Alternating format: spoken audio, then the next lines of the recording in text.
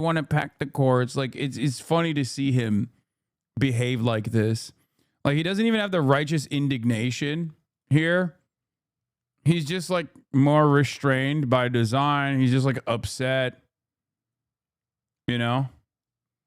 Everyone is celebrating. Stocks gained on Friday after Supreme Court ruled against President Donald Trump's tariffs, potentially providing relief for companies burdened by higher costs from the duties and easing concern about sticky inflation still plaguing the U.S. economy. Now, for me, I find that a little bit dangerous, and I'll tell you exactly why. Because technically tariffs are just additional taxes, and the Supreme Court striking down tariffs as unconstitutional, no matter which way it goes, is still frustrating to me. Like, I want to live in a world where if the president wants to increase taxes, the Supreme Court doesn't have the power to strike it down. So I'm in this unique predicament where I'm in this unique place, I feel like, where on the one hand, I think like Donald Trump wielding the tariffs in the way that he was idiotic and virtually indecipherable. But also at the same time, I don't want the Supreme Court to just like in a future, let's say in a future presidency, like I don't like that the Supreme Court can just be like, no, we are protecting capital and you're not going to be allowed to do that. Like, what if there were massive taxes on the ultra wealthy or on corporations or whatever, and the Supreme Court was like a Bernie style president or like a socialist president decided to do this and implemented it and did it in a similar way to Donald Trump, using like the executive office, greatly expanding on the powers of the executive office. And then the Supreme Court comes in and is like, no, you can't do that. I don't really like that, you know? But in this case, Donald Trump's tariffs regime has been inconsistent, idiotic.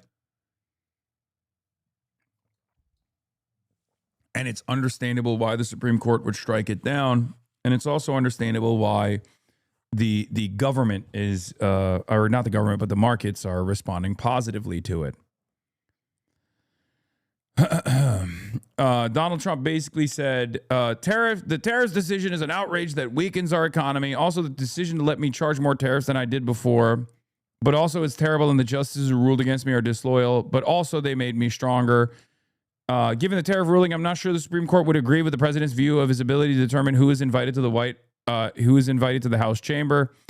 Having said that, let's take a look. The Supreme Court's ruling on tariffs is deeply disappointing, and I'm ashamed of certain members of the court, absolutely ashamed, for not having the courage to do what's right for our country. I'd like to thank and congratulate Justices Thomas, Alito, and Kavanaugh. Yeah, the real guy who's going to make out like a fucking bandit here is Trump's Commerce Secretary. Or not Trump's Commerce Secretary, sorry. A subsidiary of Cantor Fitzgerald, which was run by the sons of the U.S. Commerce Secretary Howard Lutnick, is letting clients essentially bet that the President Donald Trump's tariffs will be struck down in court. This has been an ongoing situation. So Howard Lutnick is, heads I win, tails you lose style situation here. And his family is going to make incredible amounts of money because they bought the rights for the tariff refunds, making a gamble that Donald Trump's like inconsistent tariffs regime was inevitably going to be struck down by SCOTUS. It's so fucking gross. For their strength and wisdom and love of our country, which is right now very proud of those justices. When you read the dissenting opinions, there's no way that anyone can argue against them. There's no way. Foreign countries that have been ripping us off for years are ecstatic. They're so happy. And they're dancing in the streets, but they won't be dancing for long. That I can assure you. The Democrats. Okay.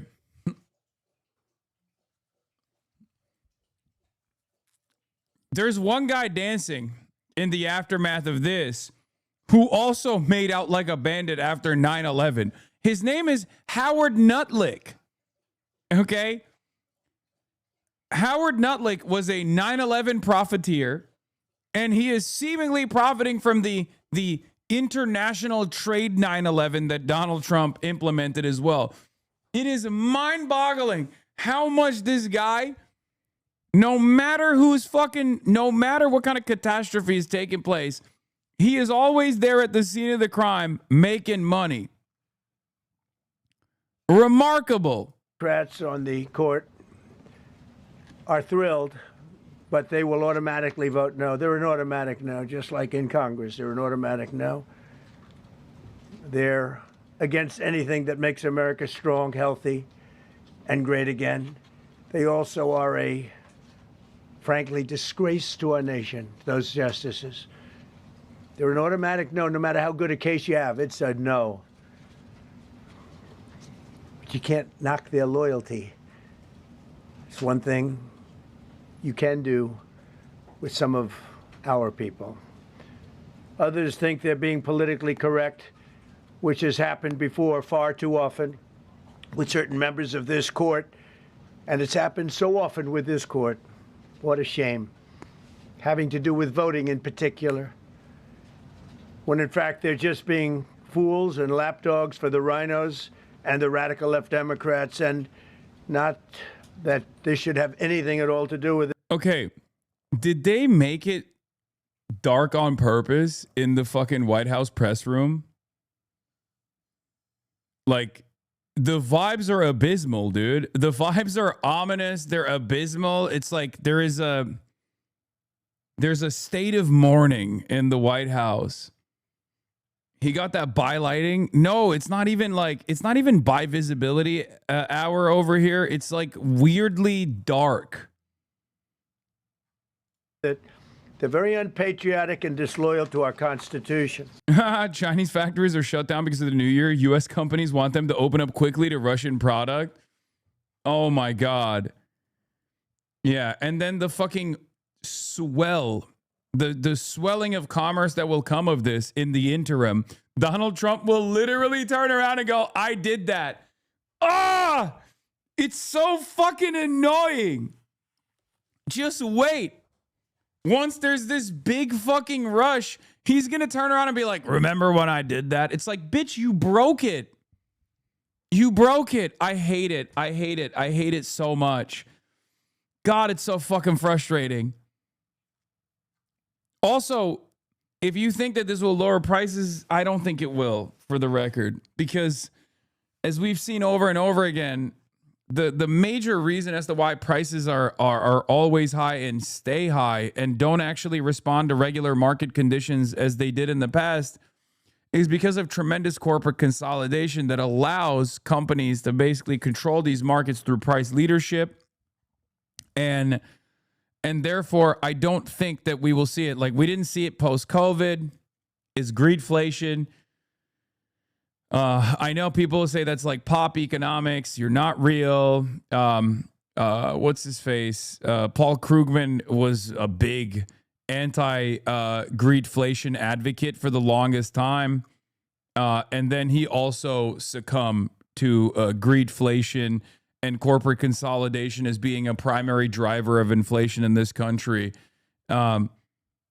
Later, he's woke now. We won one. We got one of those guys on our side finally. Give it more time. Maybe he'll be Paul Krugman is a dumbass about that issue. It literally makes sense once you look into it. No, Paul Krugman is like one of these guys that I'm explaining was a big like anti greedflation guy. He was like, oh, corporate consolidation is not the major driver of inflation. You're crazy. And then a couple years after, even with the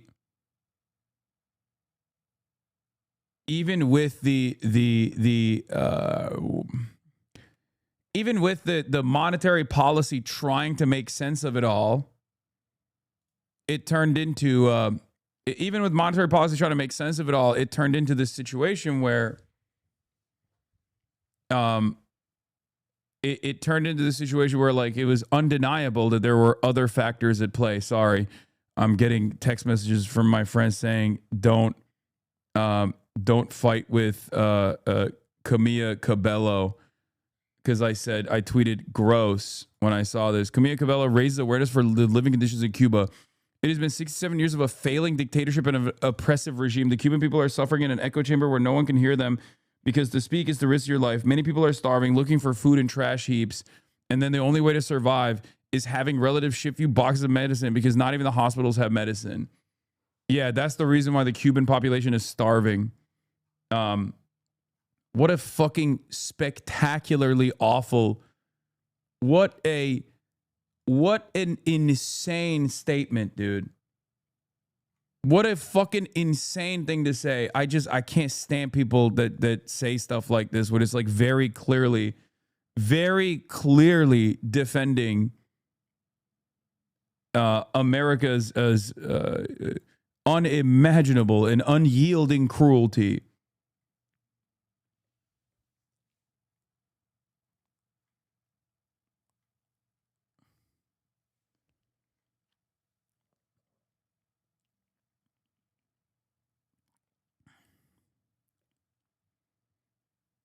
She was in Fifth Harmony and got exposed for being racist towards her co-member, a black woman, Normani. She was also found to have said the N-word and had to go on an apology tour, so this adds up for her. I mean, I don't know. I don't know anything about her. But this is like, when I read something like that, when I read a press briefing from Marco Rubio coming out of Camila Cabello's the Instagram account, I'm like, the fuck is this shit? SOS, hashtag SOS Cuba.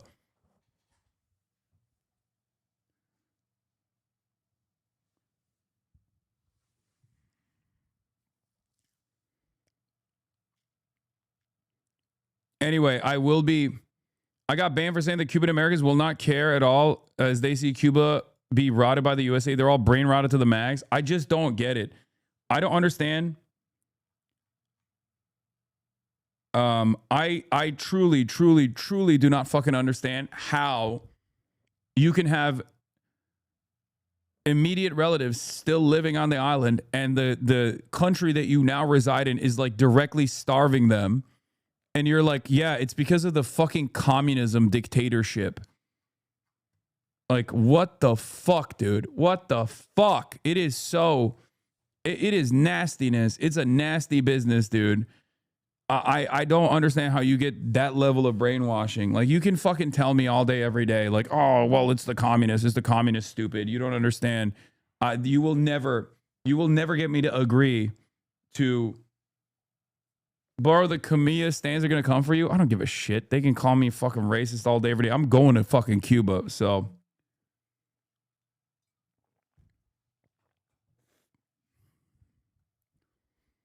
also, speaking of Cuba, I will be talking to Belly of the Beast today. A reporter from Belly of the Beast today that is directly tuning in from Havana to talk about the conditions there. The Cuban lobby made them right-wing, please. Not enough people talk about it. Yeah, the Cuban lobby is fucking nutty. We will be talking about that as well.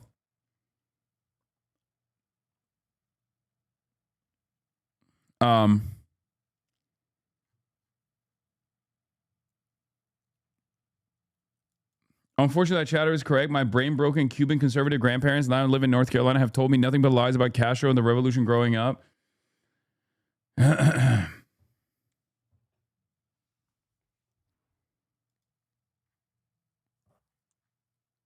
Yeah.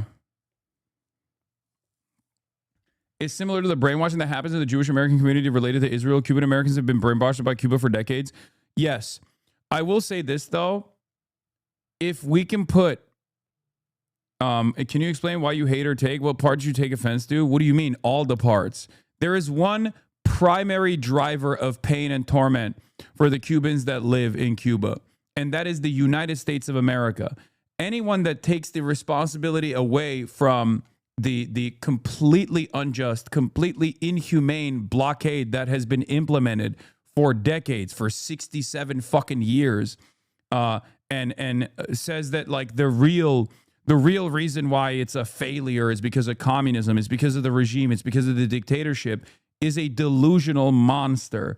And the only way, it's victim blaming through and through, but the only way that you can have that thought is if you live in the fucking bosom of luxury in the United States of America and you've actually never experienced any of the downsides of being in the crosshairs of the United States of America. And therefore, you have no capacity to understand what it's like when America decides that you're a fucking foreign adversary. Okay?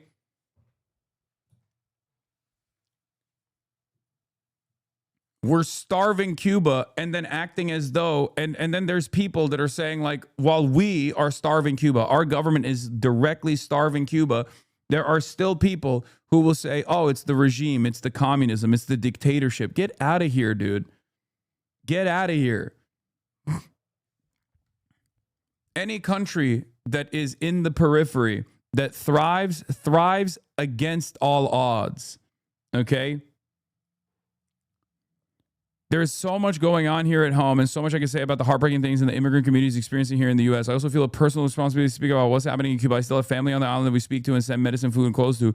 It's been 67 years of a failing dictatorship and an oppressive regime. The Cuban people are suffering in an echo chamber where no one can hear them because to speak is the risk of your life.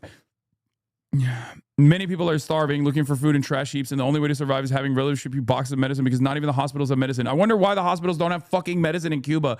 It must be because of the communism. Like, do you understand what I'm saying? Do you understand what I'm saying? Do you know how fucking stupid that statement is? We are literally starving them. The entire planet that is terrified of coming out against the United States of America has said time and time again over the past 67 years, please end the blockade. This is completely unjustifiable. Please release the Cuban population, free them, allow them to fucking exist normally. Allow them to engage in commerce. Allow them to actually grow their country. And America has said, fuck no. Time and time again, people have voted for the blockade to end. And America has decided that no, we will not do that. We will not allow that to happen. Yeah, exactly.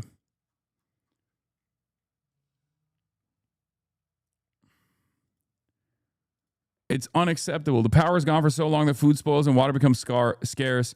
When people have peacefully protested, they've been disappeared or put behind bars, some as young as 13 years old. This is the reality where a post online costs you your life. The Cuban people have lived without dignity and hope for so long.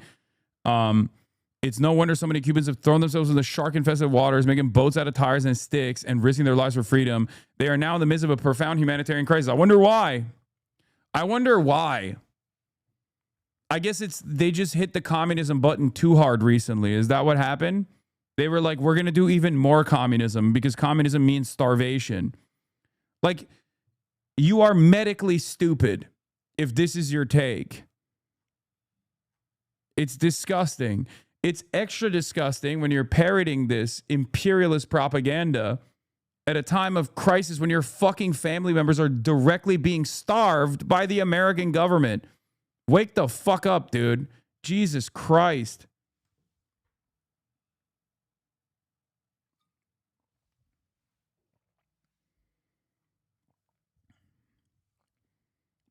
And this has not even anything to do, for the record, this doesn't have anything to do with like ideological commitments to communism or anything. This is just like, this is not dissimilar to what's going on in Gaza in many respects.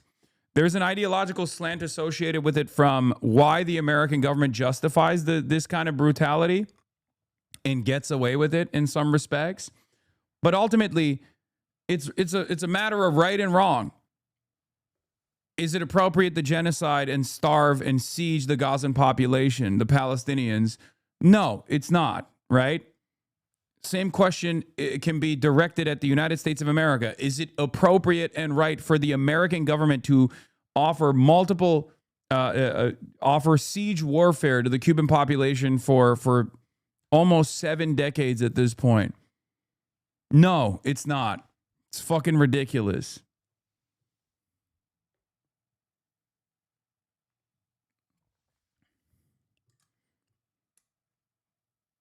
You guys are hating on her for helping. It's insane. Helping what?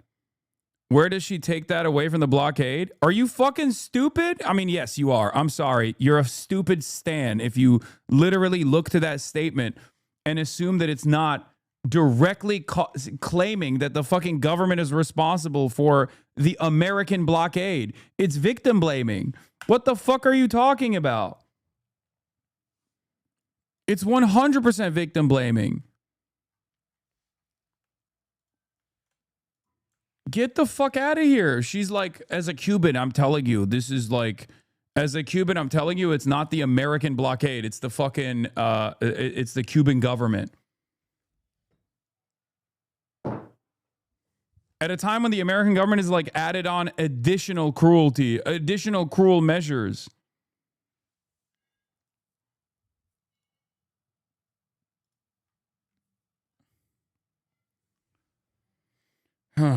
Her music isn't even good enough for you to be out here defending her, chatter. I mean, I don't really care, but I don't really care about her music. Ain't this the pop star that was super racist on Tumblr? I don't care about any of that shit. This is, to me, individual acts of racism pales in comparison to looking at a situation where the American government has openly declared complete warfare, siege warfare upon the entire Cuban population and saying, yeah, actually, it's the fucking government. Like, aligning with the government that's doing that to your relatives is infinitely fucking worse.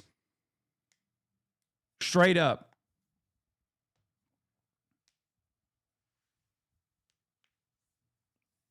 This is where awareness matters the most.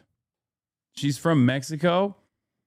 Okay, regardless, she has Cuban family members.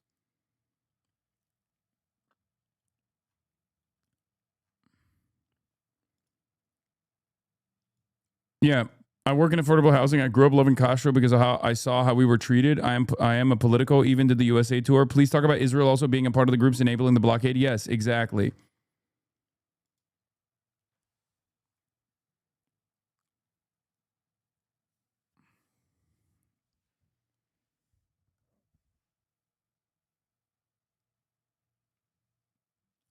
It's more insane when you consider the fact that mainstream media isn't even trying to manufacture consent for this one. They're just like barely talking about it.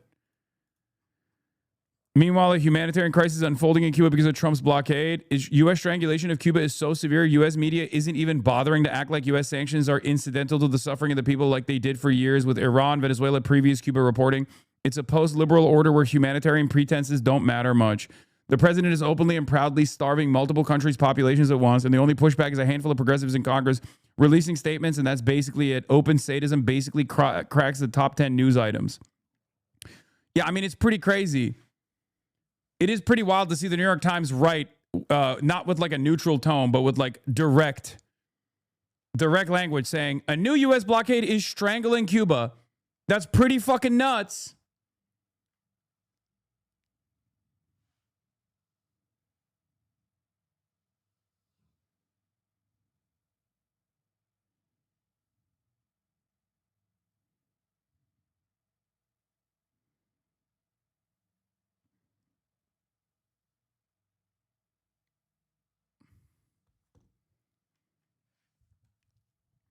It's crazy.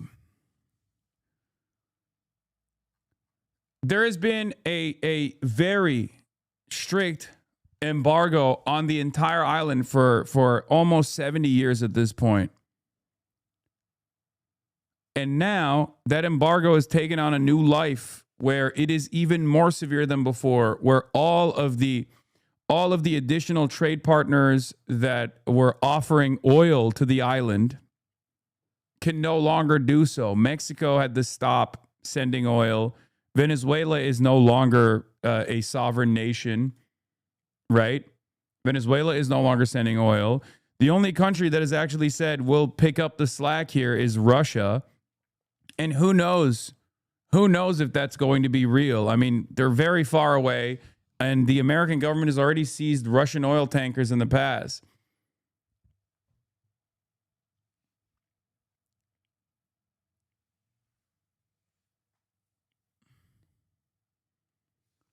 But now that the SCOTUS has deployed, now that the SCOTUS has cast aside Donald Trump's tariffs threats, maybe Mexico can pick up the slack again. Who knows?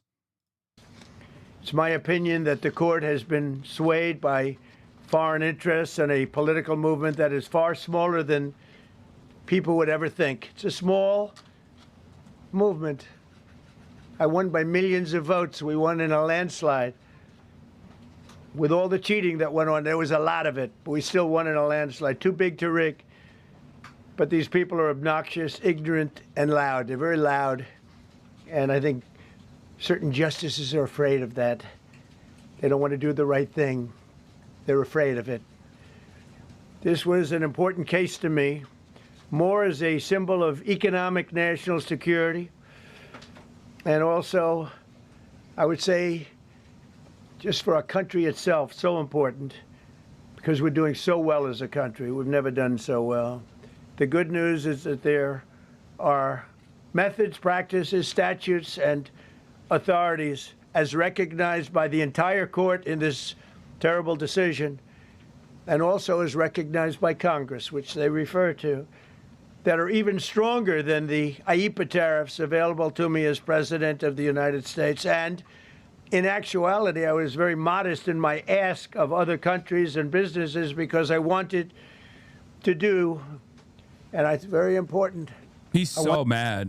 To be very well behaved because I wanted to do anything. I didn't want to do anything that would affect the decision of the court because I understand the court. I understand how they're very easily swayed. I want to be a good boy. I have very effectively utilized tariffs over the past year to make America great again. Our stock market has just recently broken 50,000 on the Dow, and simultaneously, and even more amazingly, broken 7,000 on the S&P, two numbers that everybody thought upon our landslide election victory could not be attained. Think of that.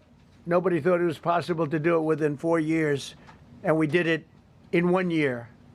They said, you'll never be able, you'll go back and you read the geniuses, read their statements, all of the Nobel Prize winners in economics. They said, no, you couldn't do it in 4 years. Well, we didn't do it in 4 years. We did it in 1 year. We broke every record in the book, and we're continuing to do so. Tariffs have likewise been used to end 5 of the 8 wars that I settled. I settled 8 wars, whether you like it or not, including India, Pakistan, big ones, nuclear, could have been nuclear. Prime Minister of Pakistan said yesterday at the great meeting that we had, the Peace Board, he said yesterday that President Trump could have saved 35 million lives by getting us to stop fighting. They were getting ready to do some bad things. But they've given us great national security, these tariffs have. And together with our strong borders, reduced fentanyl coming into our country by 30%. When I use them as a penalty against countries illegally sending this poison into our country to poison our youth. All of those tariffs remain. They all remain. I don't know if you know that or not. They all remain. We're still getting them, and we will after the decision. I guess there's nobody left to appeal to. But again, those 3 people, such respect. I've had a lot of respect for them anyway, but such great respect. But other alternatives. Yeah, they've done nothing, and I mean nothing, to actually use tariff authorities as a part of industrial policy to reshore critical industry and help rebuild manufacturing capacity. Instead, they've scrapped industry policy from the IRA and are using the chaos as leverage for personal favors and bribes. It is one of the most insane open instances of corruption that I have ever fucking seen in at least like the past 13 years of my political commentary career. It is like, there's always been corruption. There's always been, backdoor dealings and people getting people getting favorable deals if they're like close to the administration. This has happened with the Obama administration, happened with the, Brandon administration as well as Trump, and far before that as well. But this is like open plunder, and it's not even like, I want to say this is Turkish levels of corruption with like the Erdogan government, but honestly, even in the Turkish government, like they don't do it this transparently, bro. It's crazy. It's literally like a full-blown Turkification of the economy, but it's also being done in the United States of America and more flagrantly, like more honestly, more in a more vulgar manner. It's crazy. They're like basically saying we're butt fucking you, okay? Like your taxes are just directly supposed to feed money into me and my friends' pockets. They're just saying it out loud, and everyone's like, hell yeah, Mr. President, thank you for fucking, thank you for draining the swamp, I guess. I don't know. Amerika bizi kıskanıyor dedi ki inanmadınız. I don't know. It's so crazy. It's so crazy.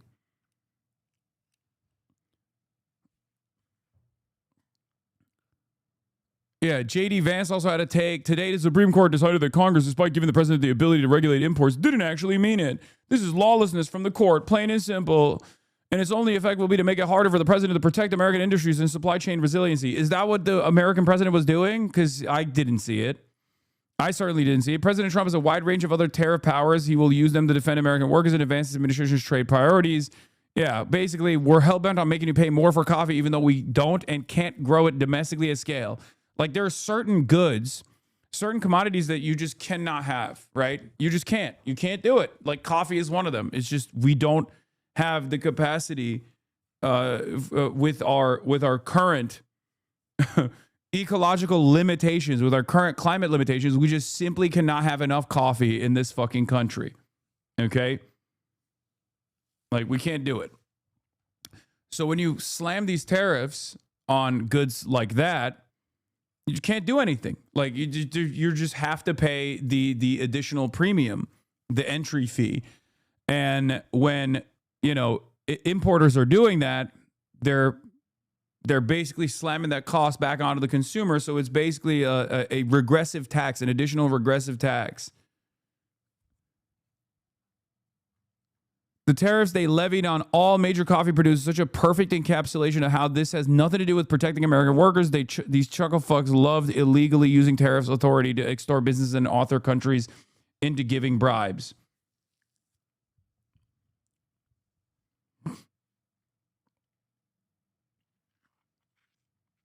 We do like the USSR did and grow coffee. They grew citrus in gigantic greenhouses, expensive, but we could. Brother, coffee is one of the major problems that caused the literal fucking riots in the USSR. Like, coffee is a perfect example because it's just region locked. Okay? It's just fucking region locked. So, the problem within the USSR, there were literal riots in fucking East Germany over coffee. Okay? It's one of the examples that I use all the time to talk about how like important treats are to keep people happy, to keep people satisfied. That's one of the major issues within the USSR's manufacturing.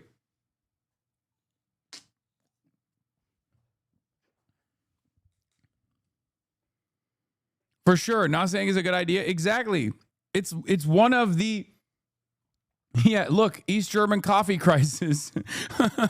Like it's quite literally one of the major incidents that I use with regular frequency to describe the importance of making sure that you have like light industry, or to make sure that you have your like international trade design work to provide some of these commodities, some of these goods to the population so they don't fucking lose their minds. It's not even like when I say something is a treat, I think like it feels like I'm undermining its importance and the role it plays in good governance. I'm not undermining it at all. I think it's a very important aspect of good governance to ensure that people have access to these commodities.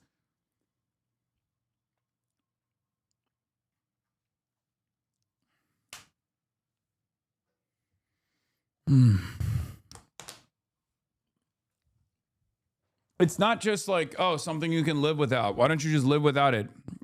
Socialism is an ascetic lifestyle that you need to live like a monk. You need to do away with these pleasures. It's like, no, these are things that make humans human. These are things that are an absolute fucking necessity.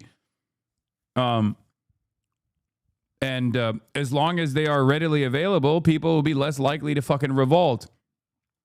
But yeah, America's doing the exact same thing for no reason whatsoever. They've done fuck all for using tariffs authorities as a part of an industrial policy to reshore critical industry.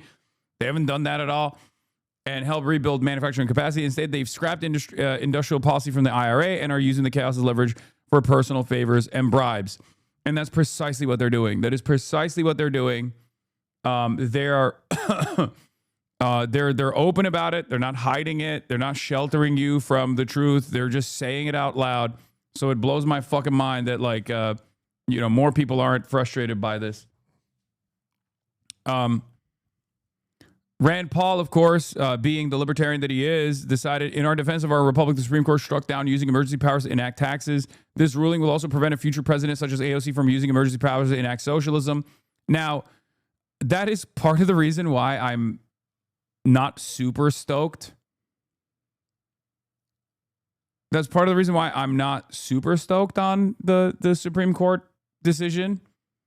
Like, I get it. It's good to use it against Donald Trump, but it's something that you need to like back pocket and remind yourself. If there is ever a moment where we win power, we can't let that happen, okay? Let's be real. I'm sorry. I didn't want to do anything that would affect the decision of the court because I understand the court. I understand how they are very easily swayed. I want to be a good boy. I have very...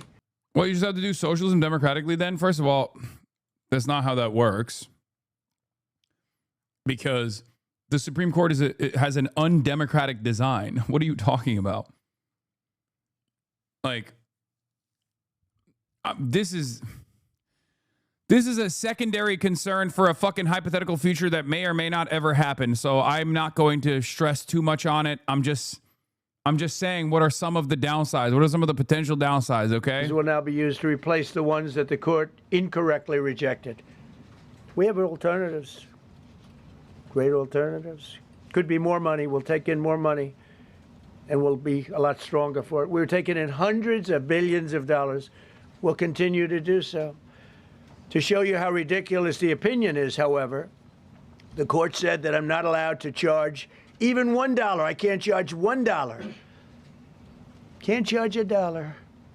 I would have used 1 penny, but we don't make the pennies anymore. We save money. Can't charge $1 to any country under IEPA. Not $1. Not $1 I assume under to protect IEPA. other countries. This must have been done to protect those other countries. Certainly not the United States of America, which they should be interested in protecting. That's what they're supposed to be protecting. But I am allowed to cut off any and all trade or business with that same country. Like, presidents have broad tariff authority outside of IEPA. He's just been using IEPA as the primary tool to just like to engage in this like tariffs policy, the International Emergency Economic Powers Act, okay? Which gives the president broad authority to regulate commerce and freeze assets during declared national emergencies. That's the reason why they declared fentanyl as a crisis, as a national emergency, right?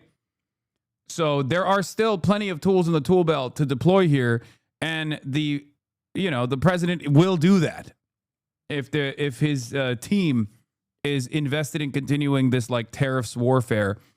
And it seems like there are plenty of people who are invested in continuing along with that regime. Do not give him ideas, chatter. Come on, there are plenty of intelligent people, plenty of competent people in Trump's team that are obviously giving him a range of different options as far as tariffs. Okay. And as a socialist, you also should understand the power of trade protectionism. For the record, the issue with Donald Trump's tariffs agenda was that there was no real discernible reason for why he was enacting these broad tariffs. He was basically dunking on the international trade design that they had designed prior to this. It's not like I am not fundamentally opposed to tariffs as a defensive posture to reshore industry, critical industry, to improve the standing of the American labor class, to bring back companies, to force back economic activity to the United States of America, and to, make sure that there are protections for labor in the process as well, that like all of these companies that are coming back and reshoring on U.S. borders are going to have unions. These are going to be union shops, union factories. They're going to be built with labor unions, union construction companies. Like, those are things that a left American president, a socialist, sounds funny to even say, that's not going to happen, but a socialist American president could do in a hypothetical future that is still very far away. I'm not even saying AOC would do this. I'm just saying this is a tool in the tool belt, industrial policy, and utilizing defensive tariffs as a mechanism to bring about a new wave of American manufacturing. Okay? These are things that we could do. These are things that maybe we should do. Okay?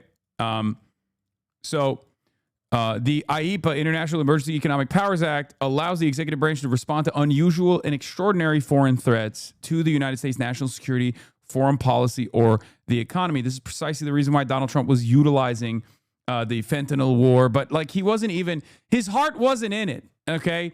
Half the time he was like, I'm doing these tariffs because of fentanyl. And then the other times he would be like, I just don't like you. Like, he would be like, what kind of fentanyl trafficking was taking place on, like, I don't know, some random fucking island nation? Like, oh yeah, Laos is a big, like, Laos is actually harming the American heartland with all the fentanyl that they're shipping from over there, Cambodia. Because then the other half of the argument was fixing trade deficits, which again is also stupid. How do you fix a trade deficit with Cambodia? How do you fix a trade deficit with Penguin Island? Like, who are you taxing? The penguins? What the fuck are you saying? None of this makes sense. So obviously, it was expansive. It was crazy. It was unilateral. It was directly breaking the previous global trade design that we had set, that we were benefiting from greatly, or at least like that created this insane force of finance capital in the United States of America. And Donald Trump is trying to like move those puzzle pieces around a little bit, but because he's a stupid little baby, he's moving the puzzle pieces around by just slamming puzzle pieces into places where it doesn't fit. Okay? That's the best way I can describe it. It's reductive, but there is a goal behind it. Make no mistake, to feel as though this is like rudderless or directionless or totally without any decipherable reason in with like some sort of future vision is wrong. I just don't think that they are ever going to accomplish what they're trying to accomplish, because it's still being done at the behest of capital and not at the behest of the proletariat, not at the behest of the working class.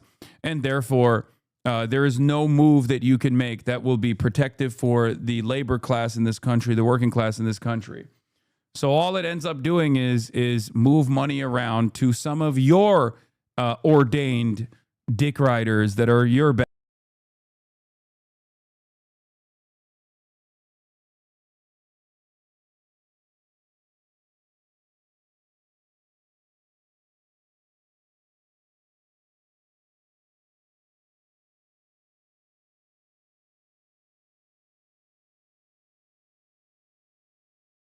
Billionaires. Here we fucking go, dude. All right, we're back. We're back. Of course. Of course. Big F.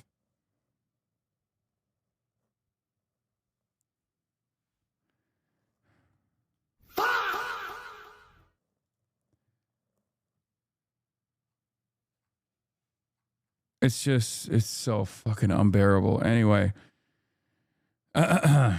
So if you think this is going to like ultimately change like a lot of the tariff rates in general, no, there are other statutes that give the president broad tariff authority. So in the interim, Section 122 of the Trade Act of 1974 explicitly authorizes POTUS to apply tariffs up to 15% for 150 days broadly. So that's one of the things that they have in the tool belt. Section 122 doesn't require any studies / other pre-process, but caps tariff rates and duration. Like I said, you can only do it up to 15%, and you can only do it up to 150 days. So like Trump still has some tools to keep up tariffs, right? And then there's also Section 338 of the Trade Act of 1930, which allows tariffs up to 50% with no time limit. Section 338 explicitly authorizes tariffs, unlike the emergency, the EPA that we were talking about, which the Supreme Court struck down. And Section 388 is so open-ended it may trigger its own court challenges if the White House uses it, but any such cases would take time. So expect broad tariffs to stay in place for some time. Here's the thing: Trump's broadest tariffs, the EPA tariffs in the Supreme Court ruling, not the targeted ones on steel, autos, etc., are often mistargeted and are on and off with ever-changing rates. Now we have the 2025 trade data and more showing results. To date, the results of Trump's trade policy are the opposite of his campaign promises. We've lost 88,000 American manufacturing jobs since Trump returned to office. The 2025 manufactured goods trade deficit is up 62 billion, 3.9% compared to 2024. This isn't an indictment of tariffs. They're a good policy tool if used strategically. It's about how Trump is doing it. He cut tariffs on China, a nation with mercantilist practices that fuel our trade deficit, but hit Brazil with 50% tariffs, even though we have a trade surplus with Brazil. And the reason why he did the Brazil thing was purely like that one was purely vindictive, because he was like, I don't want Lula, I don't want you to act out. I don't want you to have sovereignty. And I also don't want you to throw my friend in prison. It wasn't just Bolsonaro. Obviously, when Donald Trump is doing this like gangsterism, the reason why he's doing it is to reassert his dominance on nations that are potentially looking to alternatives like China to maintain their sovereignty and to leverage their relationship with America. So that's a big part of the reason why he's doing it, to be like, if you fucking do anything that I don't want you to do, I will punish you, right? Part of it is because Lula, and not just Lula, but like Brazil, a separate independent court, has found Lula guilty of fomenting and inciting a rebellion identical to January 6th, as a matter of fact. And now Bolsonaro is supposed to go to prison for like 27 years. And Donald Trump doesn't want that. Donald Trump hates that because he loves Bolsonaro. Bolsonaro is his guy. So he wants to punish for that reason as well. But if you're wondering why Lula, for example, has not said anything or hasn't done too much to save save Cuba, for example, this is part of the reason. Because they are fearful of Donald Trump's vindictive tariffs agenda. And there are so many other ways in which the American government could dominate countries. Basically, all the tools that we have at our disposal that we refuse to utilize on Israel, a country perhaps most worthy of tariffs and sanctions and decoupling, we are using on all these other countries. Like, there are an endless amount of opportunities for Donald Trump to basically destroy every other country's economy. Okay? Donald Trump could do this to every country on the planet, even outside of tariffs. You have the Treasury Department, right? Sanctions are another tool. So, even before we get to direct warfare, boots on the ground warfare, striking boats off the coastline and shit like that, there are so many other tools in the American tool belt to dominate every other country in the periphery, right? So, yeah, despite mainly balanced trade with the U.S., Canada got hit over perceived insults, but Trump's Commerce Secretary offered to cut steel tariffs, U.S. manufacturers and union support if the EU drops big tech regulations. That's not trade strategy. It's tariffs equals leverage for corporate favors. The deeper loss, and that's another reason why all these like tech billionaires actually dick ride Donald Trump into oblivion, because Donald Trump will literally go and say, we're going to hit the EU hard if you actually implement any sort of sovereignty over our tech companies in our tech companies that are operating on European soil. And Europe doesn't even have any alternatives anyway. This is something that Yanis Varoufakis has talked about quite a bit as well, and his approach to tech feudalism, neo-feudalism in the tech sphere. So there's that as well. America understands that American capital works alongside American imperial dominance, because American imperial dominance is done at the behest of American capital, or international capital, if you want to call it that, because the ruling class nowadays is not so is not so stuck with the American nation. They don't really give a shit. They can move around, and they do. So the deeper loss with today's Supreme Court ruling, EPA allows no tariffs. Trump's abuse of EPA has now foreclosed a tool used strategically and judiciously. Could have been genuinely useful for future presidents pursuing smart trade policy. So that's it. The Supreme Court took away one tool from the tool belt. This doesn't mean that they took away all the tools. There's still plenty of fucking tools that he can use and will continue to use. Okay? Lori Wallach has an update. As I predicted in my thread a few hours ago, in response to Supreme Court ruling, this AM Trump's EPA tariffs, POTUS just announced he will issue 10% tariffs on all imports using Section 122 of the 1974 Trade Act. So that already happened. And there are other opportunities that dominate other countries as well, right? This is the United States of America. If we want to fucking bully a country, we have a million different ways of doing so. Okay, if we want to cripple a country's economy, we have less vulgar methods, less overt methods to do so. Trump is just using the vulgar methods because he likes it. He likes playing fast and loose. He likes showcasing his dominance. He likes putting people in their place, right? He likes to do that. He likes to hit the place button with other nations in the periphery. Like, oh, you want to do BRICS? You know? Oh, you want to prosecute a previous leader of the country that decided to foment rebellion? Place. Yeah. So that's what it is.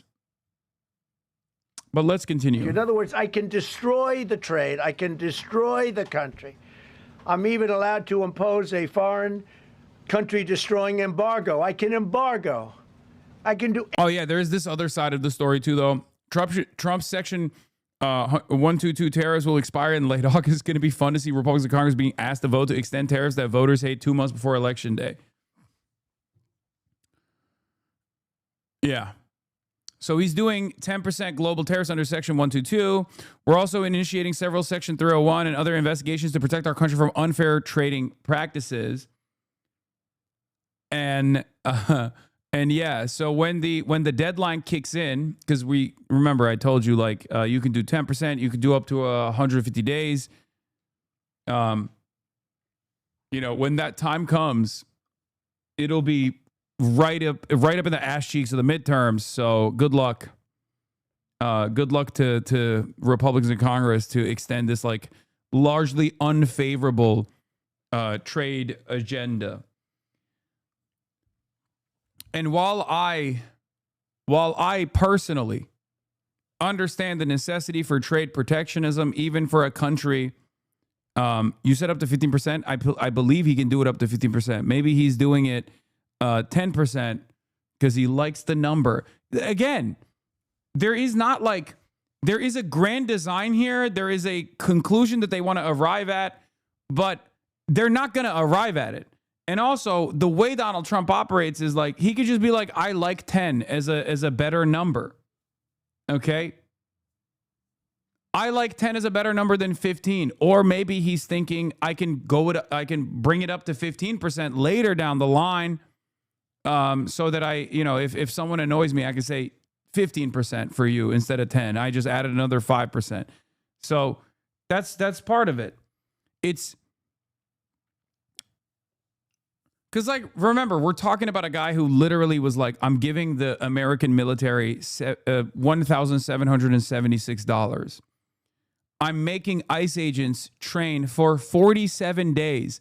Like, he's behaving like a fucking numerology geek, okay? Like, some of the stuff he does is symbolic. The actions are real. The impact is real. But the methods of arriving at these, the methods or the guiding principle behind why he's choosing certain things over maxing out on like what he could do with the tariffs could very easily be for, numerology purposes, just because he felt like it, Anything I want, but I can't charge $1. Because that's not what it says.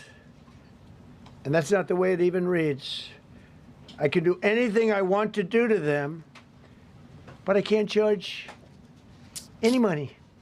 Oh, as far as like who's getting a big payday out of this, I'm going to talk about it. His name is Howard Nutlick. You can see his shoulder right here. You can't see he's grinning. You can feel him grinning in the corner. You can't really see his face, but he's grinning ear to ear because he's making out like a fucking bandit. His children are making out like a fucking bandit today. So I'm allowed to destroy the country, but I can't charge them a little fee. Epstein's I could give them neighbor, Howard Butlick. 2-cent fee, but I cannot charge under any circumstances. I cannot charge them anything. Think of that. How ridiculous is that? I'm allowed to embargo them. I'm allowed to tell them you can't do business in the United States anymore. We want you out of here. But if I want to charge them $10, I can't do that.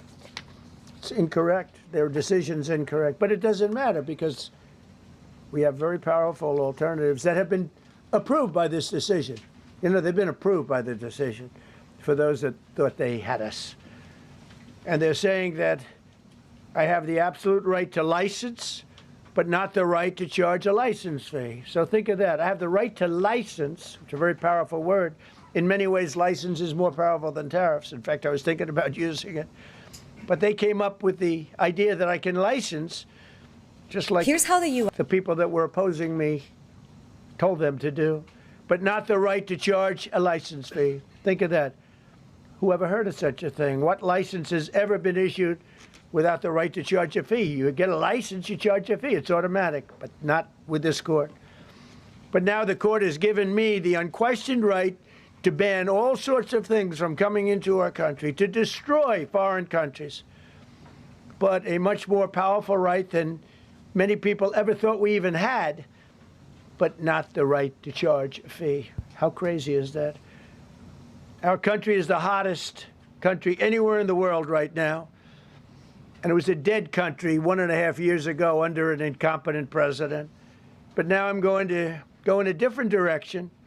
Probably the direction that I should have gone the first time, but I read the language. I'm very good at reading language, and it read our way 100%. But now I'll go the way I could have gone originally, which is even stronger than our original choice. As Justice Kavanaugh, whose stock has gone so up, you have to see, I'm so proud of him, wrote in his dissent, although I firmly disagree with the court's holding today, the decision might not substantially constrain a president's ability to order tariffs going forward. So, think of that. The decision might not substantially constrain. And it doesn't, he's right. In fact, I can charge much more than I was charging. So I'm going to just start. Although I firmly disagree with the court's holding today, the decision might not substantially constrain a president's ability to order tariffs going forward. That's because numerous other federal statutes, which is so true, authorize the president to impose tariffs and might justify most, if not all, of the tariffs issued in this case. Even more tariffs, actually. Those statutes include, think of that, those statutes include, for example, the Trade Expansion Act of 1962, Section 232. All of these things I know so well. The Trade Act of 1974, Sections 122, 201, 301. And the Tariff Act of 1930, Section 338, all clear. But it's a little bit longer process. I thought I'd make things simple, but they didn't let us do that. I would like to thank Justice Kavanaugh for frankly, his genius and his great ability. Very proud of that appointment. In actuality, while I am sure that they did not mean to do so, the Supreme Court's decision today made a president's ability to both regulate trade and impose tariffs more powerful and more crystal clear rather than less. I don't think they meant that. I'm sure they didn't. It's terrible. And to think... Yeah, Pritzker is also calling... This is great. Not only is it... not only hangs it around the admin's neck, but grates on the fake promise the admin made to send out dividend checks. Pritzker demands a $1,700 refund per family for the people of Illinois after Trump's tariffs were ruled unconstitutional. I like that Democrats play ball like this, like they play hardball like this. Is a good move, okay? Because obviously it's not going to happen, but the point is it reminds the people in Illinois who actually is responsible for the cost of living crisis or who accelerated it. Oh, God, sorry. Holy shit, that burp just came out of my mouth out of nowhere.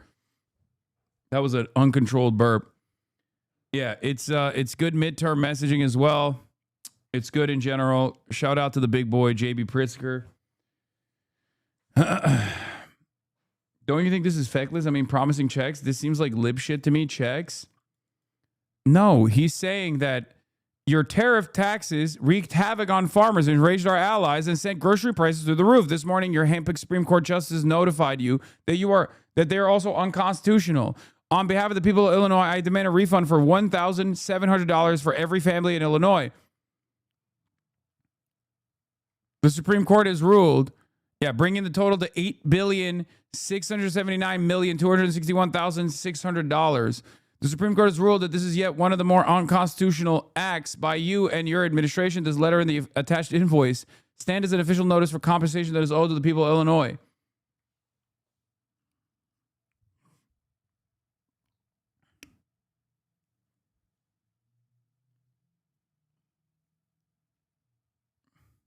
Meanwhile, Trump is like, oh, yeah, I'm giving another $8 billion to the Board of Peace. That'll go directly into my fucking pockets.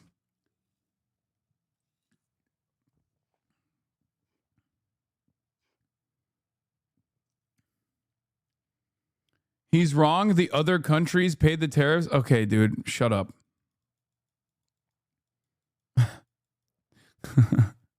You're not being serious, I hope. Okay. I thought we got one. I thought we got a Trumpy. Okay. I thought there was a Trumpy in the building. I was excited. I was going to pet you. Pet the hog. So many people believe that. Yes. They also believe Jesus Christ, our Lord and Savior, is coming back on earth any day now. Okay. What do? 42% of Americans also believe in ghosts. Okay. It doesn't matter. You know, it is what it is. You just got to keep fucking telling them what the truth is.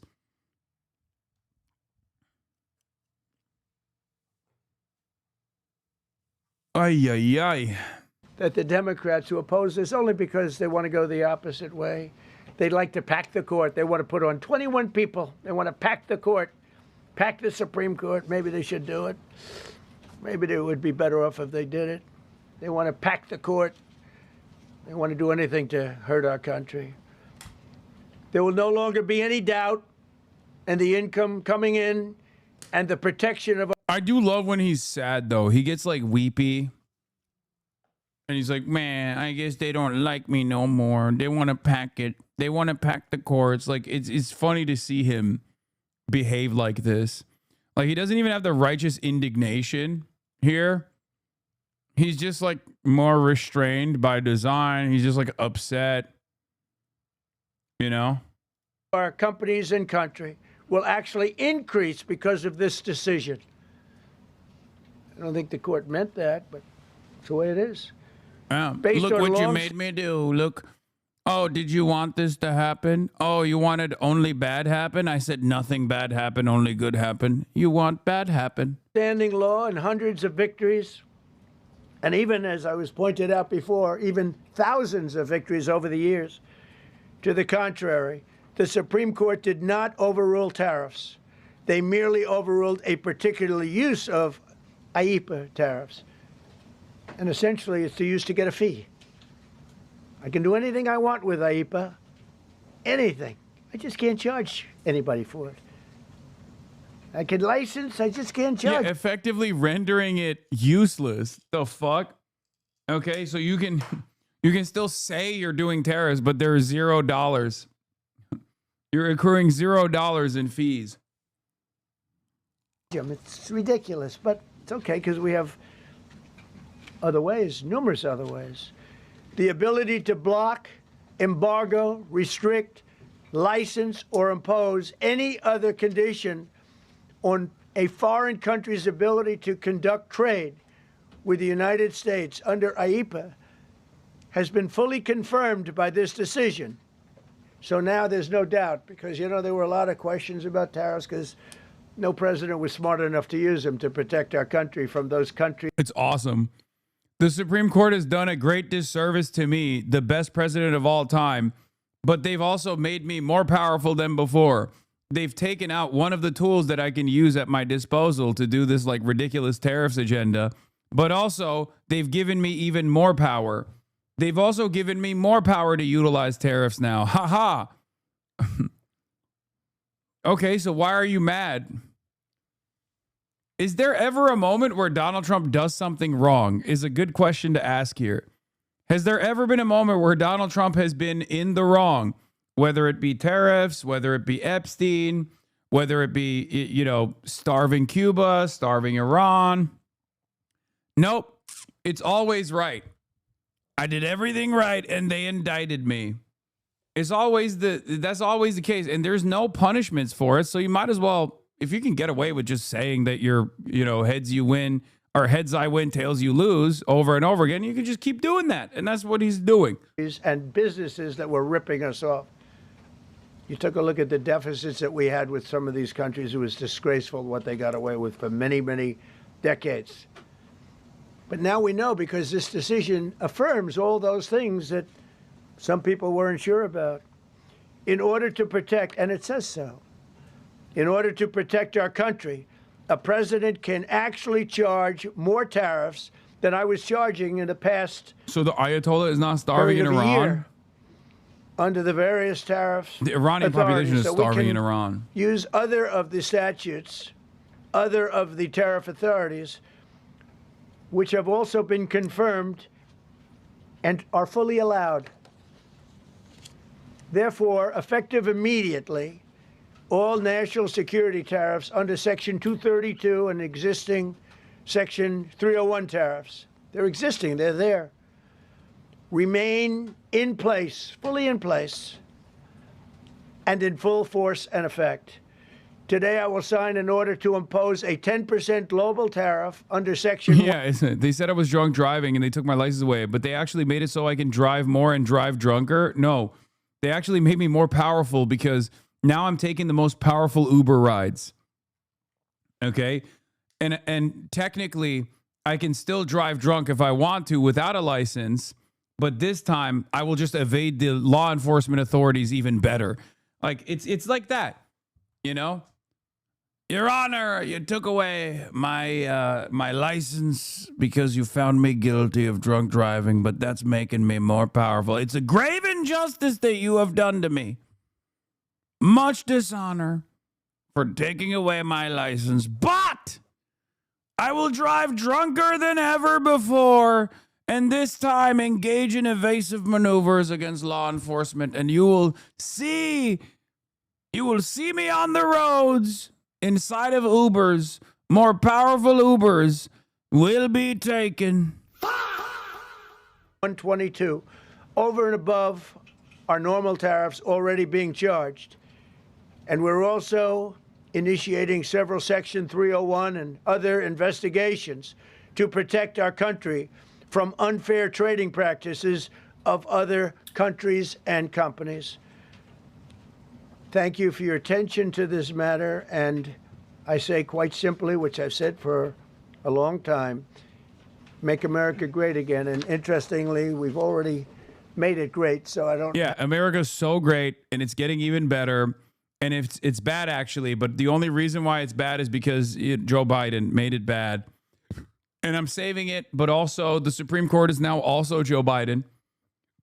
Have to use that, but I don't think we'll ever give up on MAGA. MAGA is always going to be with us.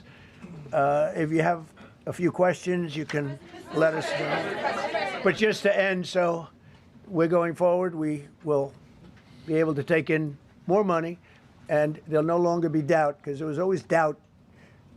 I know the people that brought the lawsuit, and they're sleazebags, major sleazebags, but I know them. What do you think about the reactions to your Adam Mockler convo? I haven't seen it. So I don't know. I don't know what the reaction is. I don't need to see it though, because I suspect that liberals' takeaway from that will be Adam mogged him.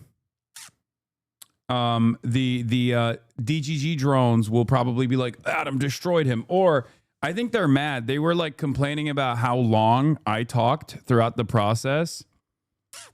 And then those to the left of me are like leftists. Leftists will say, oh, you didn't destroy him in the marketplace of ideas. You conceded too much. And it's like, I didn't concede at all. Those are my positions. Like, those are my fucking positions. Yes, harm reduction in theory is correct. It's something that I've said for years, and it will be something that I keep repeating over and over again. The problem is harm reduction is a tool that liberals use, establishment Democrats use to remain a controlled opposition party. Vindictive agenda, and Bernie Sanders was based and didn't actually lean into it. Yeah, they're fucking stupid. Those people are dumb. They're brain broken by fucking drama. Yeah, of course, KTLA also asked Bernie Sanders about his thoughts on Gavin Newsom advocating against the fucking the billionaire tax.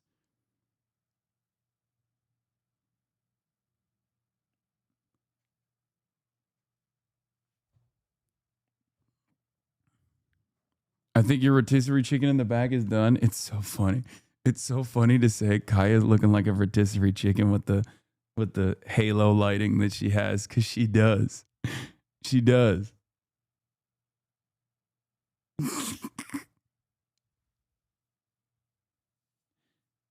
It's so cute. She looks yummy. I'm going to take a bite out of her in a second. She bacon. And they're foreign country centric. They were sending things into our country, and the people representing them knew full well, but they were sending things into our country, and they were beneficial to other countries, but very, very bad for us. And I stopped it, and we'll just keep it going. So we have we have a totally firm decision now, and I don't think the court meant it, because the court doesn't show great spirit toward our country, in my opinion. A lot of bad decisions, but there are usually ways around it.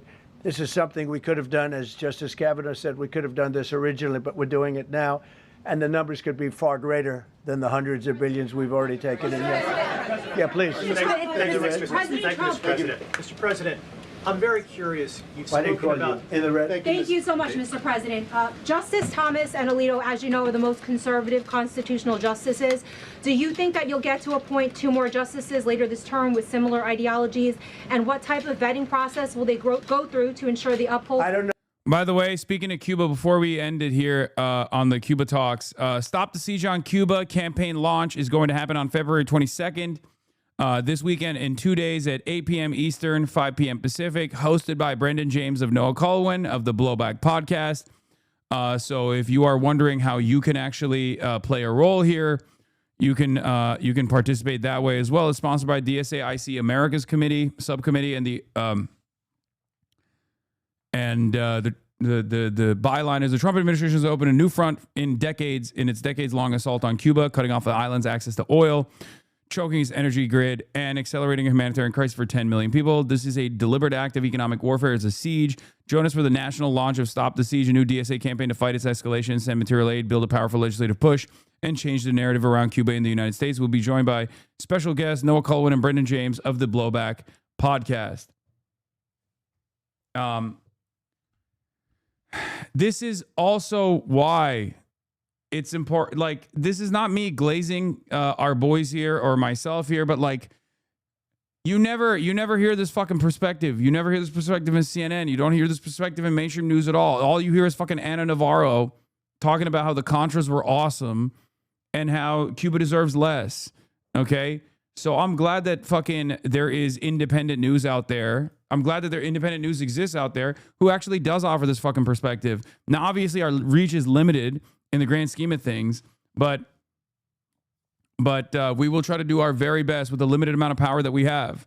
That is my commitment. My commitment is to the truth. My commitment is to helping people to the best of my ability, and I will continue to do this. And I hope you can too. So for all the haters, all the naysayers, all the people who are like, why are you doing this? Why are you doing this? Are you bringing oil? Are you bringing oil to the island? Like, a big part of this fucking conversation revolves around changing people's minds by showing them the truth, by offering a platform to those who rarely ever get heard. Okay? Everyone has a different role to play here.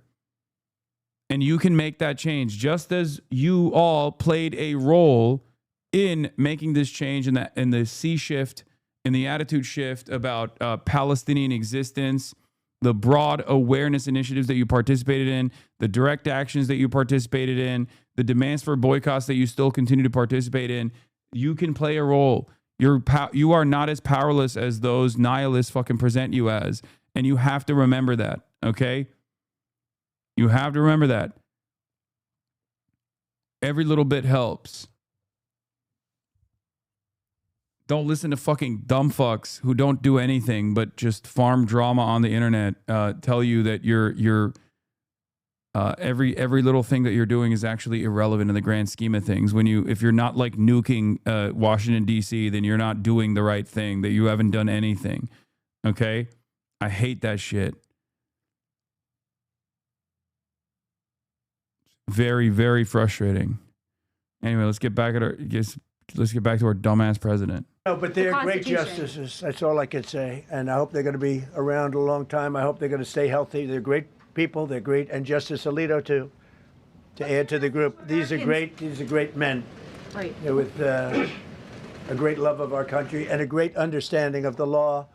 Mr. President, are you going to ask Congress to take additional action on tariffs now? No, I don't need to. It's already been approved.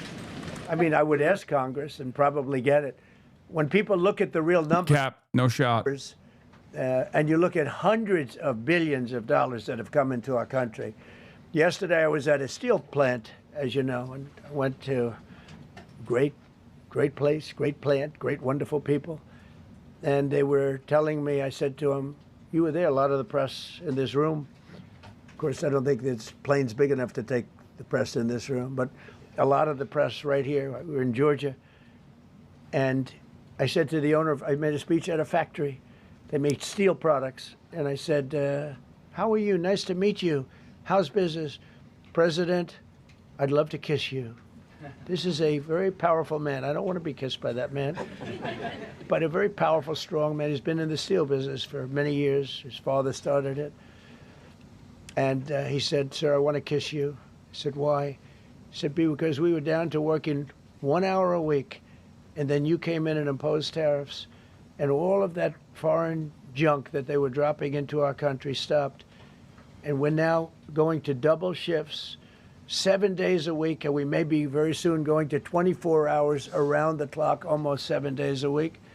He said, sir, I want to kiss you so badly. And I said, no, thank you. But you know what? He just to finalize it, he said, oh, this is a great place in Georgia. He said, all up and down the highway, same exact answer, sir.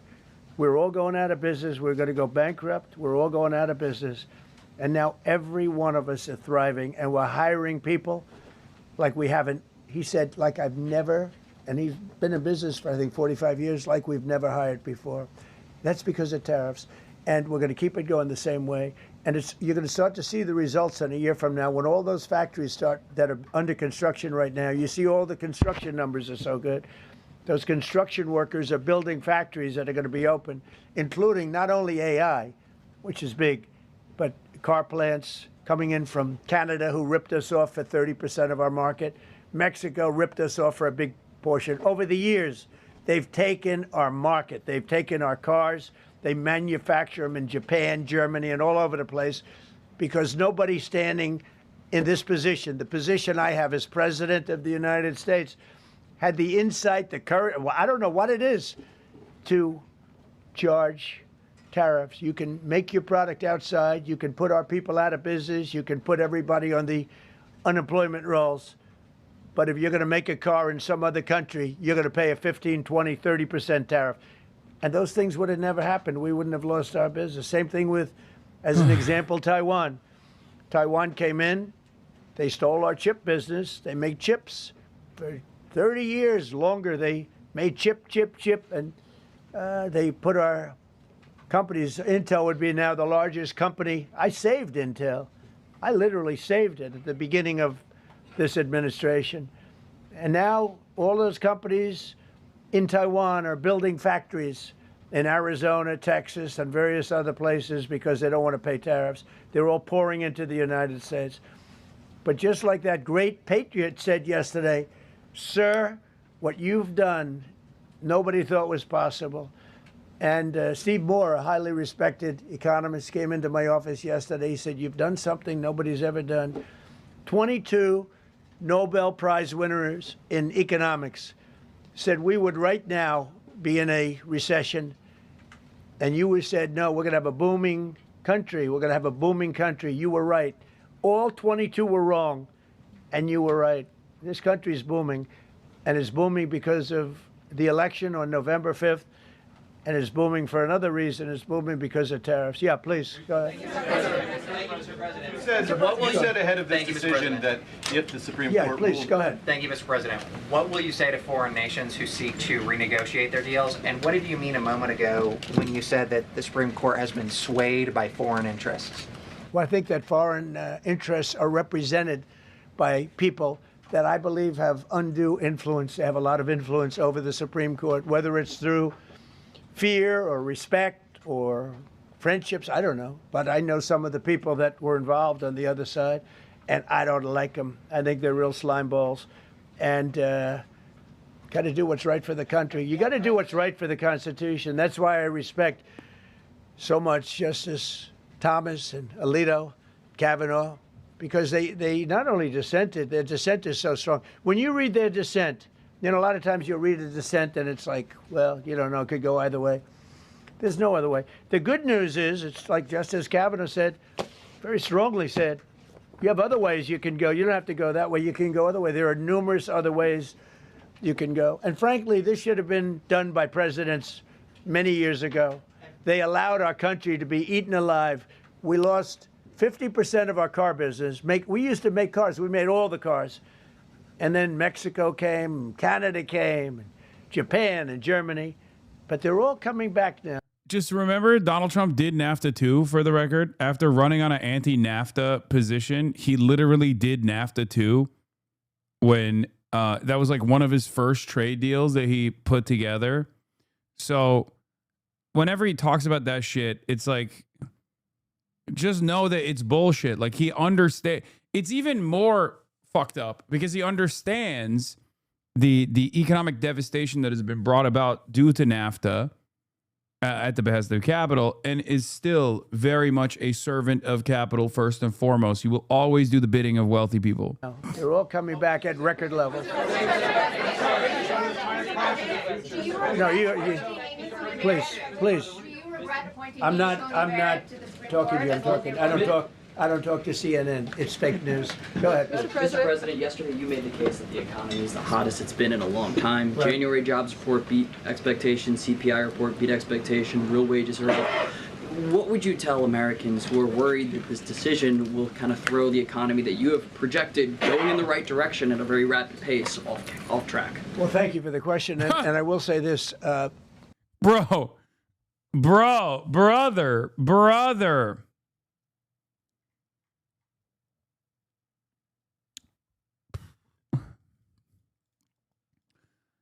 Oh my God, I'm going to talk about Iran in a second. Don't worry. We really are at a very important point. I've been waiting for this decision so long. They could have made this decision a long time ago. Not complex. They're wrong on it. It's a ridiculous decision. But they should have released this a long time ago. We waited months. And that gave uncertainty. Now we have certainty. And I think you're going to see the country get much stronger because of it. Look, we were ripped off by almost every country in the world. If you look at the surpluses, almost every country in the world that did business with us, our people were stupid. And I blame presidents for it because they're ultimately the leader. We were being ripped off by almost every single country in the world, had some massive surpluses. China had hundreds of billions of dollars in surpluses with the United States. They rebuilt China. They rebuilt the army.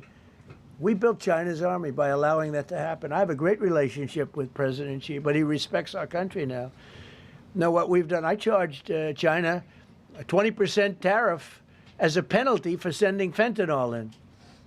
And that was 20 times more than they could make by selling fentanyl. And I said, at some point you're going to say, and they have reduced it. Fentanyl is down by more than 30% coming into our country. Part of that is our strong border. We have a strong border now.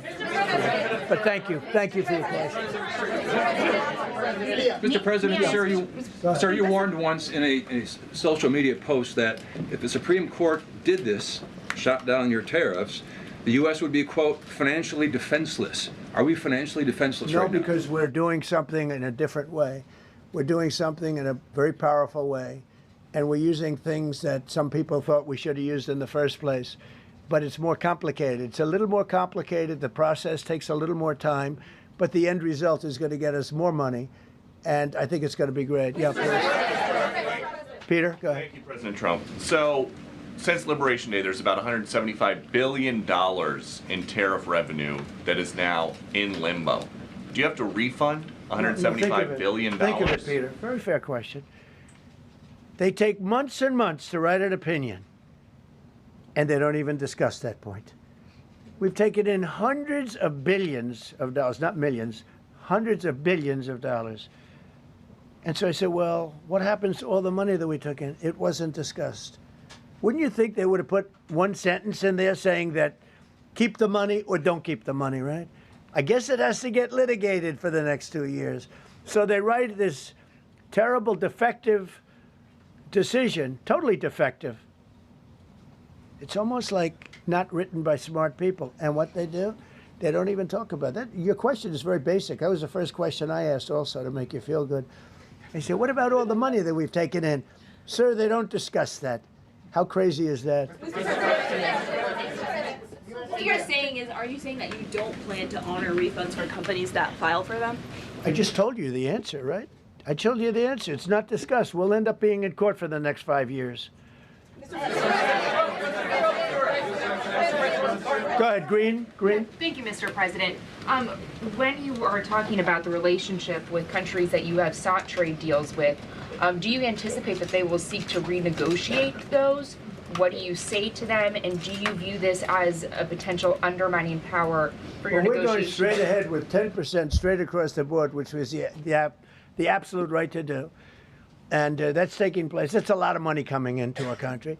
And then during that period of about 5 months, we are doing the various investigations necessary to put fair tariffs or tariffs, period, on other countries.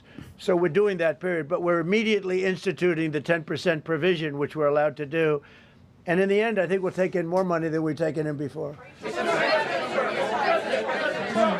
President, you've used the tariff revenue to pay for a host of federal policies. You claim that they will pay for them. What happens Well, to like those the things? farmers. We took care of farmers. You know, the farmers were mistreated by foreign countries very badly, very, very badly.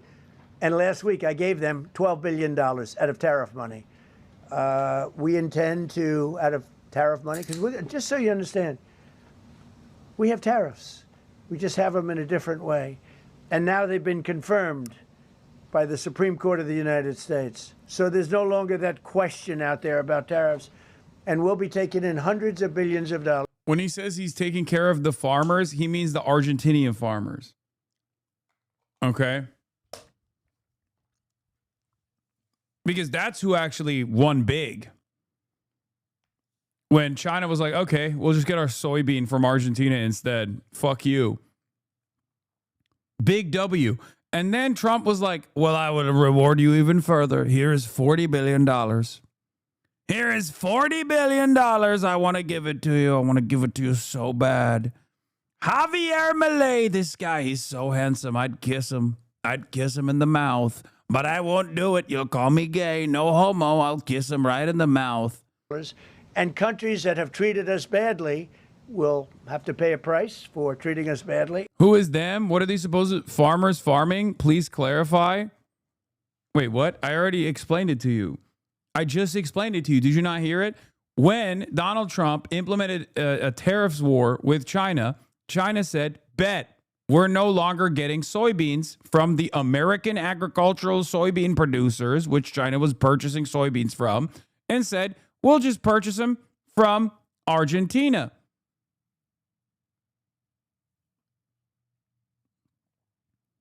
So then they turned around and purchased the soybeans from the Argentinian farmers. Good. Soy is gay? Yes. Go tell that to the American heartland, chatter. Take it up with them. They were making China gay with our American soybeans. In an effort to fight against China, we were making China gay with our soy. But now it's Argentinian soy that's making China gay instead of our soy. You can thank Donald Trump for that. And countries that have been good to us will be treated very well. We just left the top person in a place called Vietnam, just left my office. Great gentleman, strong and smart. He said, you know, I think this means you're allowed to charge us more tariffs than before. And Canada said to Jameson, I might want to say it, Jameson, but Canada said, I hope you win this decision, because if you don't win, you'll actually be allowed to charge us, with a little additional work, higher tariffs. Jameson, you want to comment on that? Yes, sir. So to the president's point, we have a lot of tools out there. We have Section 122, which will be implemented today. It will be signed today and implemented very shortly. We have Section 301 investigations, which are incredibly legally durable, where we can investigate and address unfair trading practices that have led to our huge trade deficit. And so you can look forward in the coming days and weeks to seeing all of that come out. And yeah. So unfair. What Laos has done to us is so fucking unfair. When I think about unfair trade practices, immediately my mind rushes and reaches out to Cambodia, a nation state that has for far too long taken advantage of the unfair trade practices between us and them.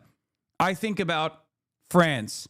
I think about European countries that refuse to purchase our F-450 pickup trucks. Will we make different cars for the European market that are smaller? Sure, sometimes we do that. Okay? But I think we need them to purchase, not selfishly, our chlorinated chicken and our F-450 pickup trucks, and we need them to say we love it. Yeah, Laos, a country in which cybercrime and heroin is over 70% of the GDP. They're taking so much advantage of us. What we need to do is starve them. Okay? What we need to do is right this wrong. They need to purchase, with all of the revenue that they get from the cybercrime, they need to start purchasing American F-150s right now, a fleet of trucks. We're going to keep continuity in the program. Also, Brazil, although there's a trade surplus from Brazil, they can still fuck off. Why? Because I felt like it, okay? I don't like that they're the B in BRICS. So guess what? Brazil, you can get one too. Also unfair. Unfair in a different direction. Okay? Unfair in the opposite direction. I've decided you can also get one too. Do you notice how stupid this fucking like universal tariffs agenda is when you break it down, even with the logical reasons that they are presenting? If you say it's trade surplus, there's a fuck ton of countries that just cannot make up for that, okay? It's just never going to happen. That's not how anything works, okay? If you say it's a trade surplus related problem, then why the fuck are you tariffing Brazil? That doesn't make sense either. If you say it's fentanyl trafficking, well, that's not an appropriate tool to fucking deal with fentanyl trafficking at all. So I don't even know what that purpose would look like, what purpose that would serve. Like, what are these other countries supposed to do? Also, where is the fentanyl coming from? It's coming from China, and in some instances coming from Mexico as well, like the chemical compounds, but they're not even coming through, the border in the way that Donald Trump has presented it. And if it was actually coming from border crossings, then Mexico has been very compliant with offering additional safeguards to ensure that people actually don't come to the United States of America. They actually do not come. Do not come. They remain in Mexico, right? So that doesn't make any sense either. None of it makes sense. And it's ironic because the other reason as to why this like trade protectionism is taking place, trade protectionism only makes sense if you have a domestic industry that is competitive, that can make up for the additional demand. We don't really have that for many of these things that we're fucking offering trade protectionism to, such as coffee, which simply is not made in the United States. Like you can't just make coffee. You can't just like grow coffee like that. Okay. We just don't have the fucking climate for it. Okay. And plenty of other goods as well, cocoa, coffee, things like that. But on top of that, there is no domestic industrial output that we are heavily investing in right now. And neither are the fucking foreign companies. They're not doing that either. He just says they keep giving us assurances over and over again that they're going to give us tens of trillions of fucking dollars, and that's it. We're going to keep addressing this so that the deficit can keep going down. That's the trend it has, and we can make America great again. No. Several of Republicans in Congress have supported this decision by the Supreme Court, and Hakeem Jeffries, the Democratic leader, has called you a wannabe king. Why wouldn't him a low IQ? But why wouldn't he doesn't even know? And I watched him the other day interview. The guy doesn't even know what a tariff is. But there's been bipartisan criticism. No, not bipartisan. Of the tariff. Excuse me. There's several Republicans people have said that. Yeah, But a why few people. wouldn't you just work with Congress to come up with a plan? I don't have to. To push tariffs. I have through? the right to do tariffs, and I've always had the right to do tariffs, and it's all been approved by Congress. So there's no reason to do it. All we're doing is we're going through a little bit more complicated process. Not complicated very much, but a little more complicated than what we had. We'll be able to take in tariffs, more tariffs. And the Congress people and the Congress, down the Canadian tariffs last week. Yeah, There's been votes in the Senate against it. Yeah, because we lost 2 Republicans or 3 Republicans because they're not good Republicans. What you don't say, you don't say that we got 215 votes. You need 218 for something to pass. Yeah, sure we do. We might have lost 3 votes, and we got. And what was the score on the Republican side? 215 to 3, right? But you don't say that. We have great unity. There's great unity in the Republican Party, and I hope everyone's going to vote Republican, because otherwise you won't have a country left, because these people have been they are destroying our country. Please. Mr. President, the 122 tariffs, that 10%, Yeah. Is that going to be for 150 days, or do you want to charge that indefinitely? We have a right to do pretty much what we want to do, but we're going to charge it starting effectively. I think it's 3 days from now. Yeah, please. Mr. President, you speak to a lot of factory workers, a lot of manufacturing workers. What does the Supreme Court ruling say? What's that message to those factory workers? Well, I think the factory workers are happy because we're now telling them that they're going to look. The man I met with yesterday who owned a factory was out of business. He was out of business. And now he's employing 5 times. In fact, I walked in, he's got a brand new crane. I said, how old is that crane? We got it in December. He's allowed to write it off in 1 minute. The Great Big Beautiful Act gave no tax on tips, no tax on Social Security, no tax on overtime. He said this great big beautiful bill, frankly, has been the best thing that's ever happened for the workers of the, much more so than for rich people. The only thing it does for rich people, it allows them to hire a lot more people. But when I saw him, and then he said, it's all up and down the line. This is a place in Georgia, all up and down, other factories doing different, not only steel products, different. He said, every one of us was out of business. We could barely make it. Some of them were down to less than an hour a week. Think of it, 1 hour a week to make just a few little trinkets or whatever they make. Now they're going round the clock. I had it a month ago. I went to Michigan, went to Ford, and I met with Bill Ford, the head of Ford, and we were in one of the biggest plants, an original plant from the early 1900s, where, by the way, I might add this, it's not really relevant, but it's all relevant. Murders are down the lowest since 1900, around the time that he had this plant. That's 125 years. We have the lowest murder rate. Okay. And our crime is way down in the country. The factories that we're talking about, the people that we're talking about, they are so thrilled with Trump. So whether we charge IEEPA tariffs or whether we charge tariffs under a different section, that's yeah. Factories were so on board when he visited the Ford facility. The UAW rank and file was calling him a pedophile protector. We're going to be doing. There's no way we can ever. This is what happened to our country. This is why we owe $38 trillion, which we'll get rid of in pretty good course. We have a very incompetent Fed chairman who likes high interest rates. For political reasons, he likes them. But we're going to have somebody very good.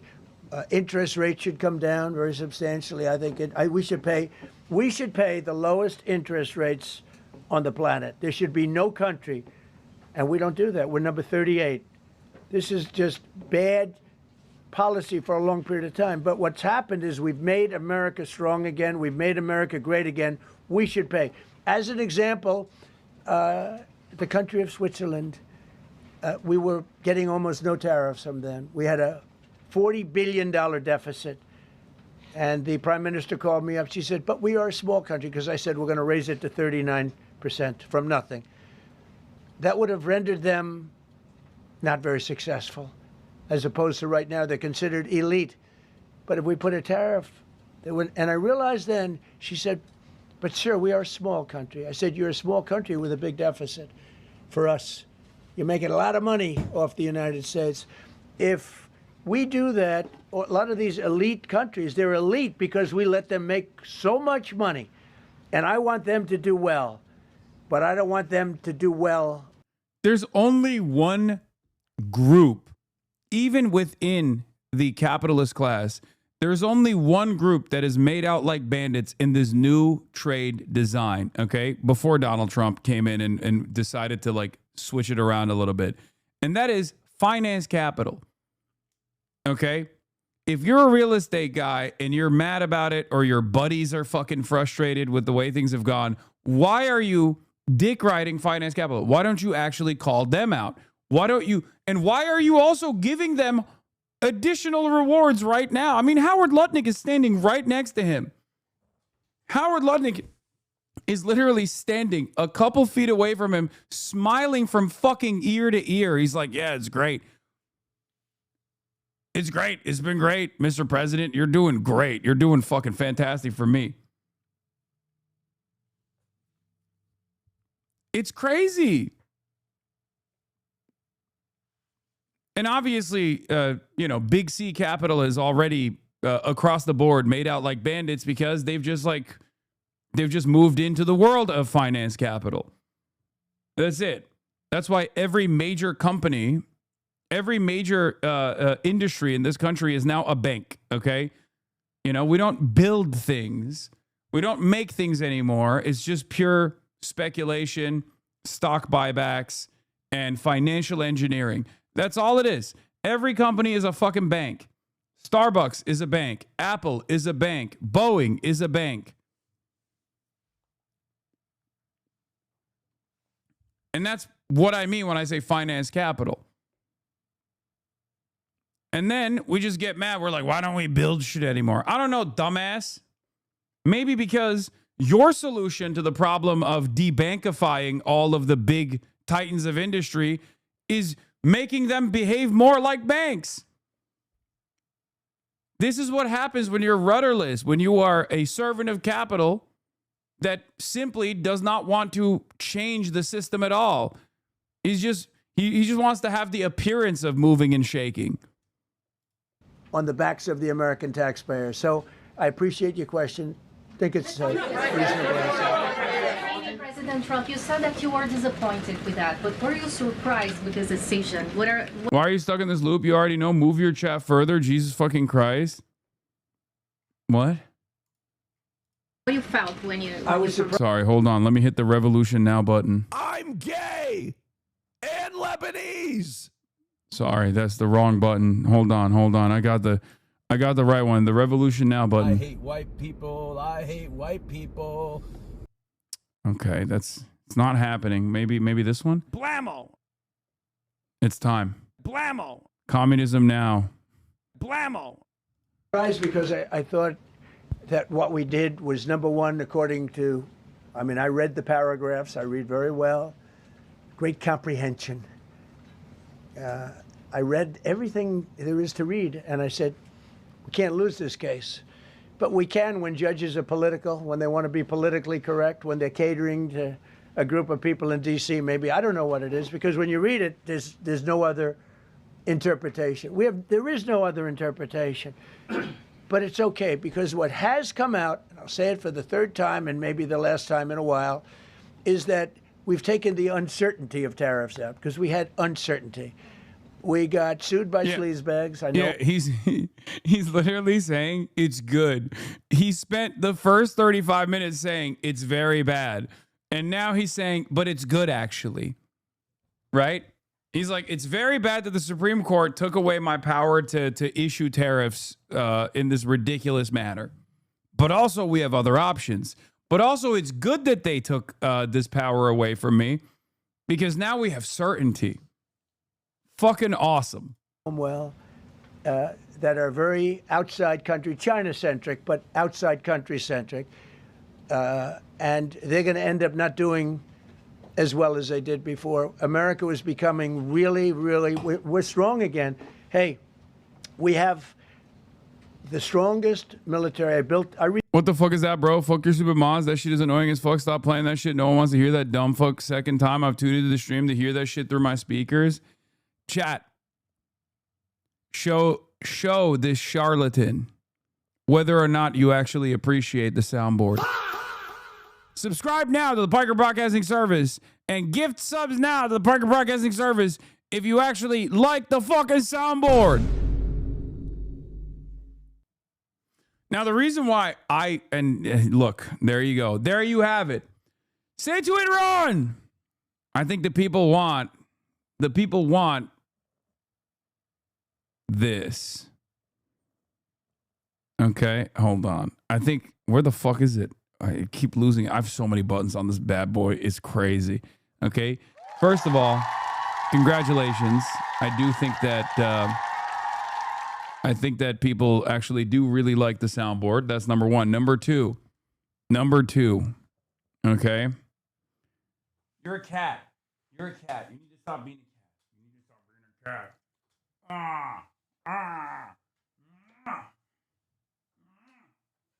Okay, you're shedding too much.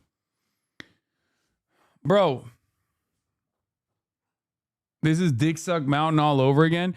No, for me, I don't think these guys understand that. How did Chapo get Kyrie on before you? Chapo had Kyrie Irving on? Shut the fuck up. Shut the fuck up. No. I just DM'd Kyrie Irving. I was like, King, please come on the broadcast. Ain't no fucking way. They got Chapo did?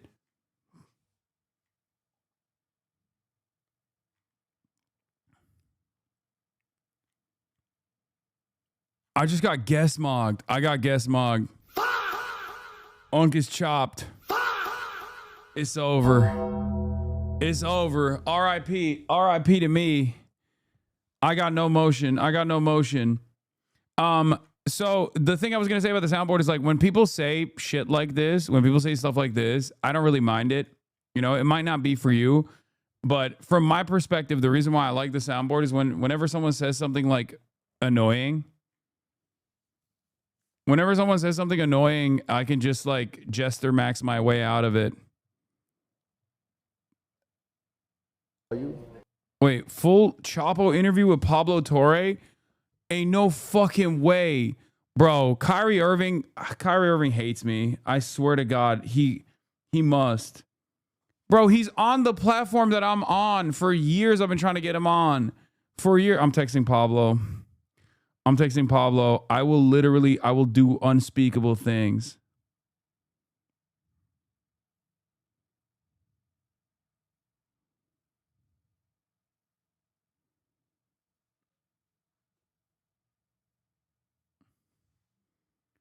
You haven't covered the flat earth. Actually, shut up.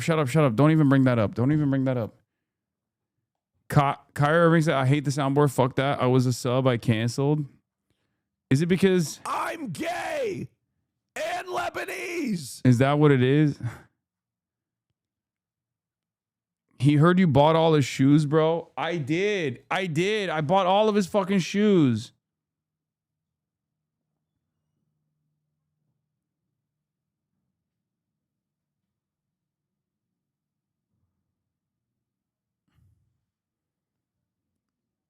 Bro's 43 and uses a soundboard. I think y'all are haters. Y'all are hating ass bitches, bro. Chill. You need more ball talk clips. No, Kyrie and I are not going to talk about ball. Let's be real. Why is the fucking light so crazy in the middle of the day? I don't understand. Uh-oh.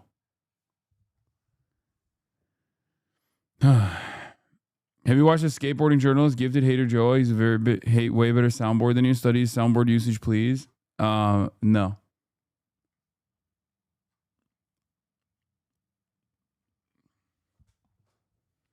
Anyway, let's continue. I know enough ball to know that ball is life. He built the military in the first term. We have the most powerful military. We make the best equipment.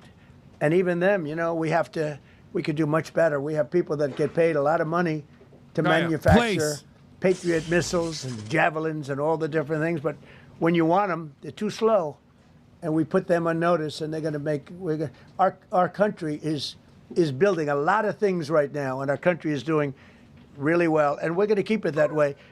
The bottom line is that the word certainty is now in the equation. Every single thing I said today is guaranteed certainty. It's been tested, as Jameson said 1,000 times. Literally, I said hundreds of times. He said, sir, actually thousands of times, and won in all of the courts. And we're just going back to that. She's roast chicken. The problem is that we had other presidents that weren't into trade. Maybe they weren't business oriented. Maybe they weren't smart. We had some dummies too, you know. I respectfully say we had some real dummies.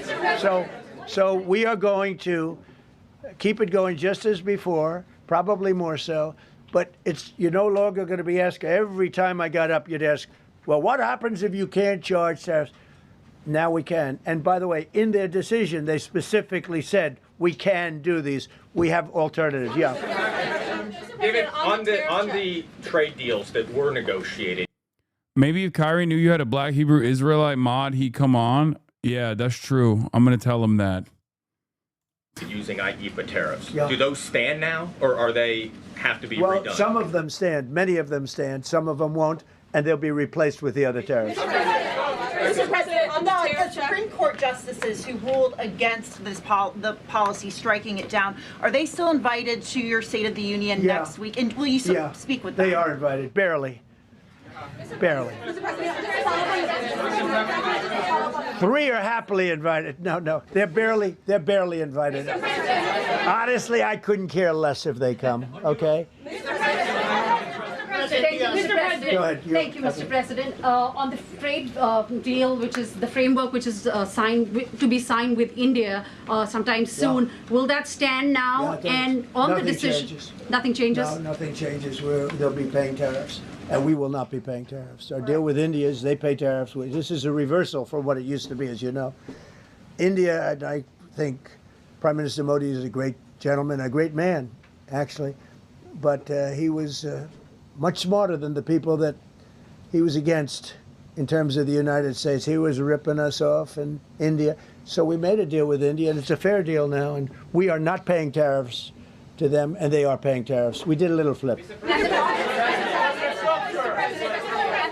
Are up as of now for this, Mr. President. No, the India deal is on here. Mr. President. Thank you so much, Mr. President. All the deals are on. We're just going to do it a different way. Mr. President. Thank you so much, Mr. President. I think there's another war that you stopped and you should take the credit, which is in Syria.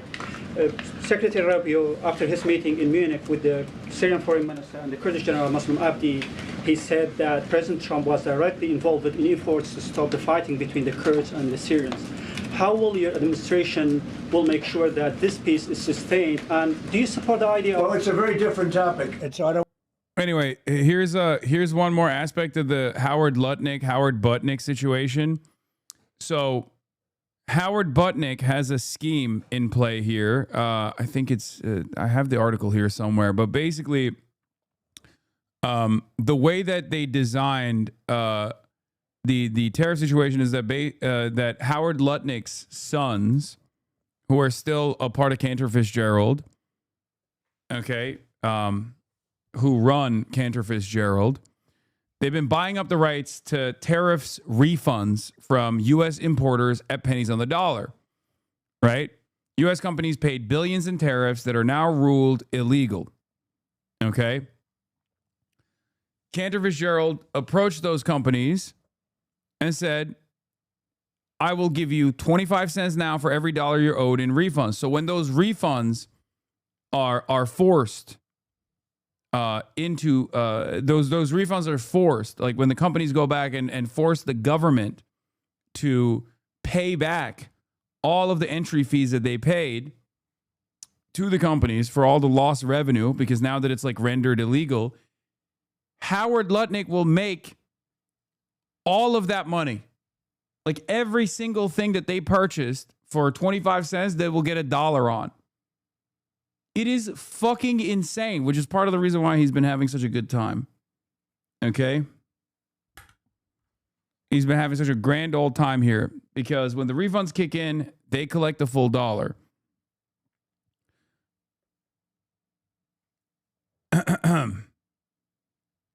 This is, I don't know how else to describe it other than like, I mean, it's just insider trading completely. Like it's just the most transparent insider trading of all time, because as the fucking commerce secretary, he knows what is going to happen, right?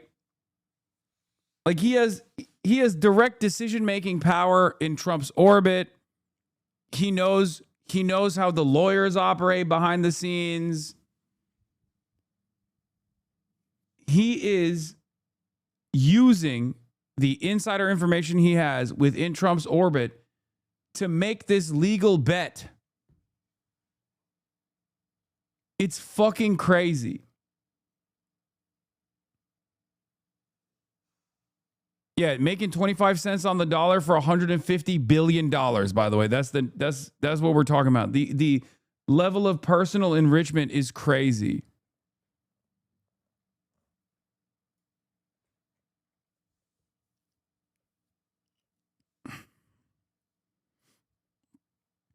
Semaphore says that it's not correct, even though Wired reported in July that Cantor was among the Wall Street firms pitching a financial product tied to the outcome of the Supreme Court case.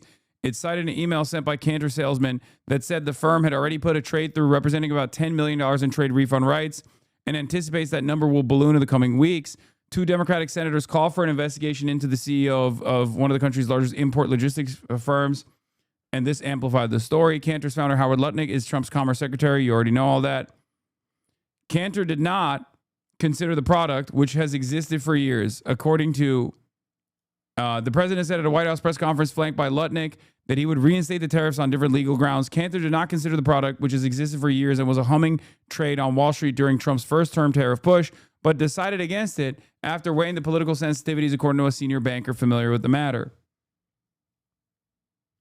A Cantor spokesman said the salesman erroneously believed that the firm was likely to greenlight the business, then went out looking for the other side of the trade. Cantor Fitzgerald has never executed any transaction or taken risks on the legality of tariffs, he said. Any report suggesting otherwise is completely false. We'll see. This appears to be rooted in a common Wall Street practice. A salesperson gets an inbound bid and goes out to go gin up the other side of the trade, ideally first checking with the higher-ups to make sure that this is the business the bank that wants to.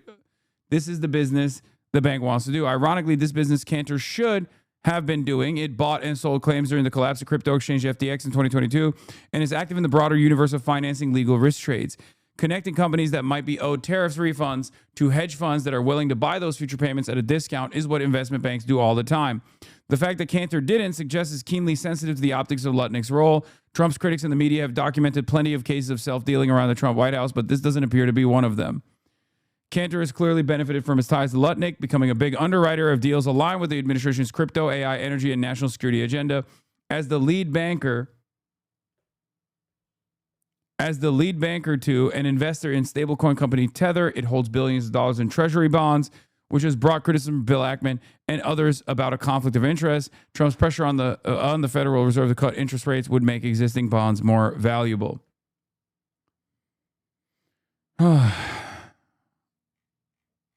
So I guess the initial Wired reporting, perhaps maybe after the initial Wired reporting, they didn't follow through on facilitating this trade. I might have been wrong if there's new reporting now that suggests that Cantor Fitzgerald is rejecting the claims that it sold this product.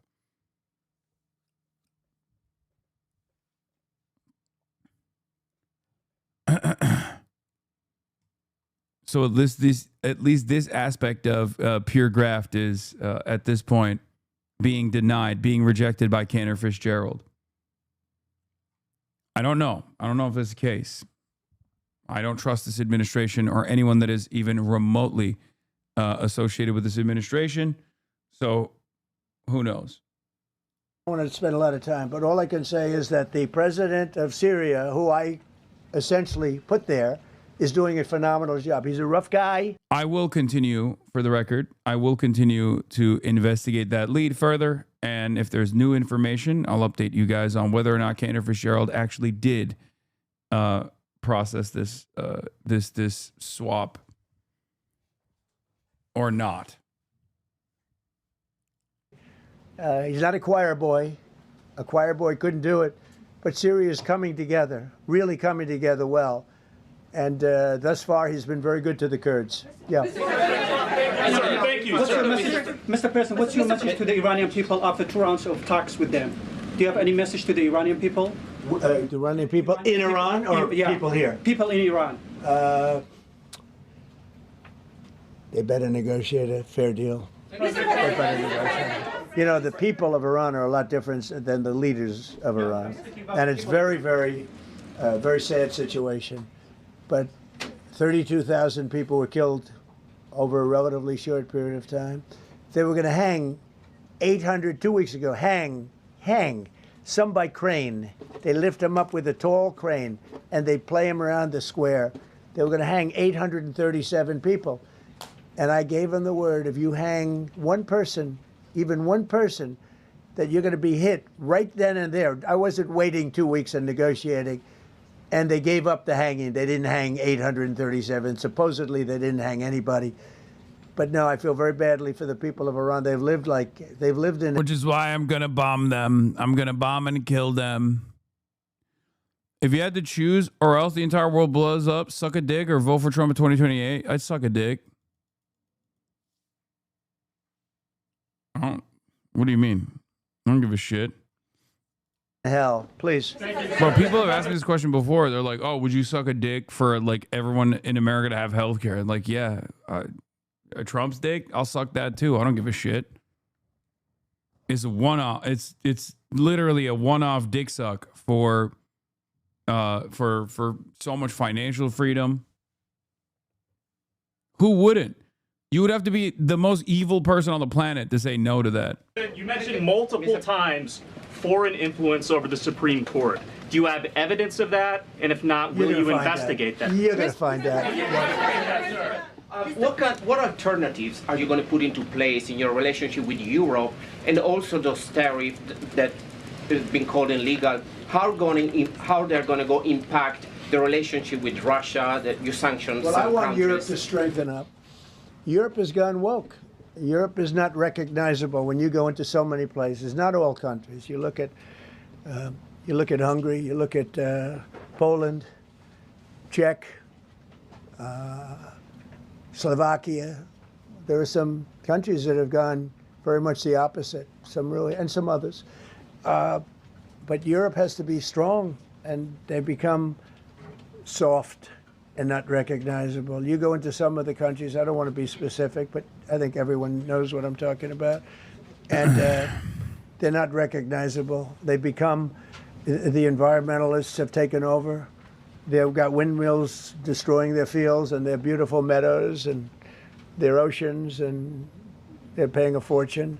Now, Europe has to get smart. Europe's getting killed on two things, energy and immigration. And if they don't solve both of them fast, Europe is not the same place. Yeah, please.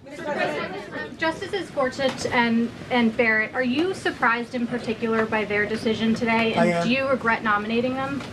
I don't want to say whether or not I regret. I think their decision was terrible. Yeah. I think it's an embarrassment to their families. You want to know the truth? The two of them. Yeah.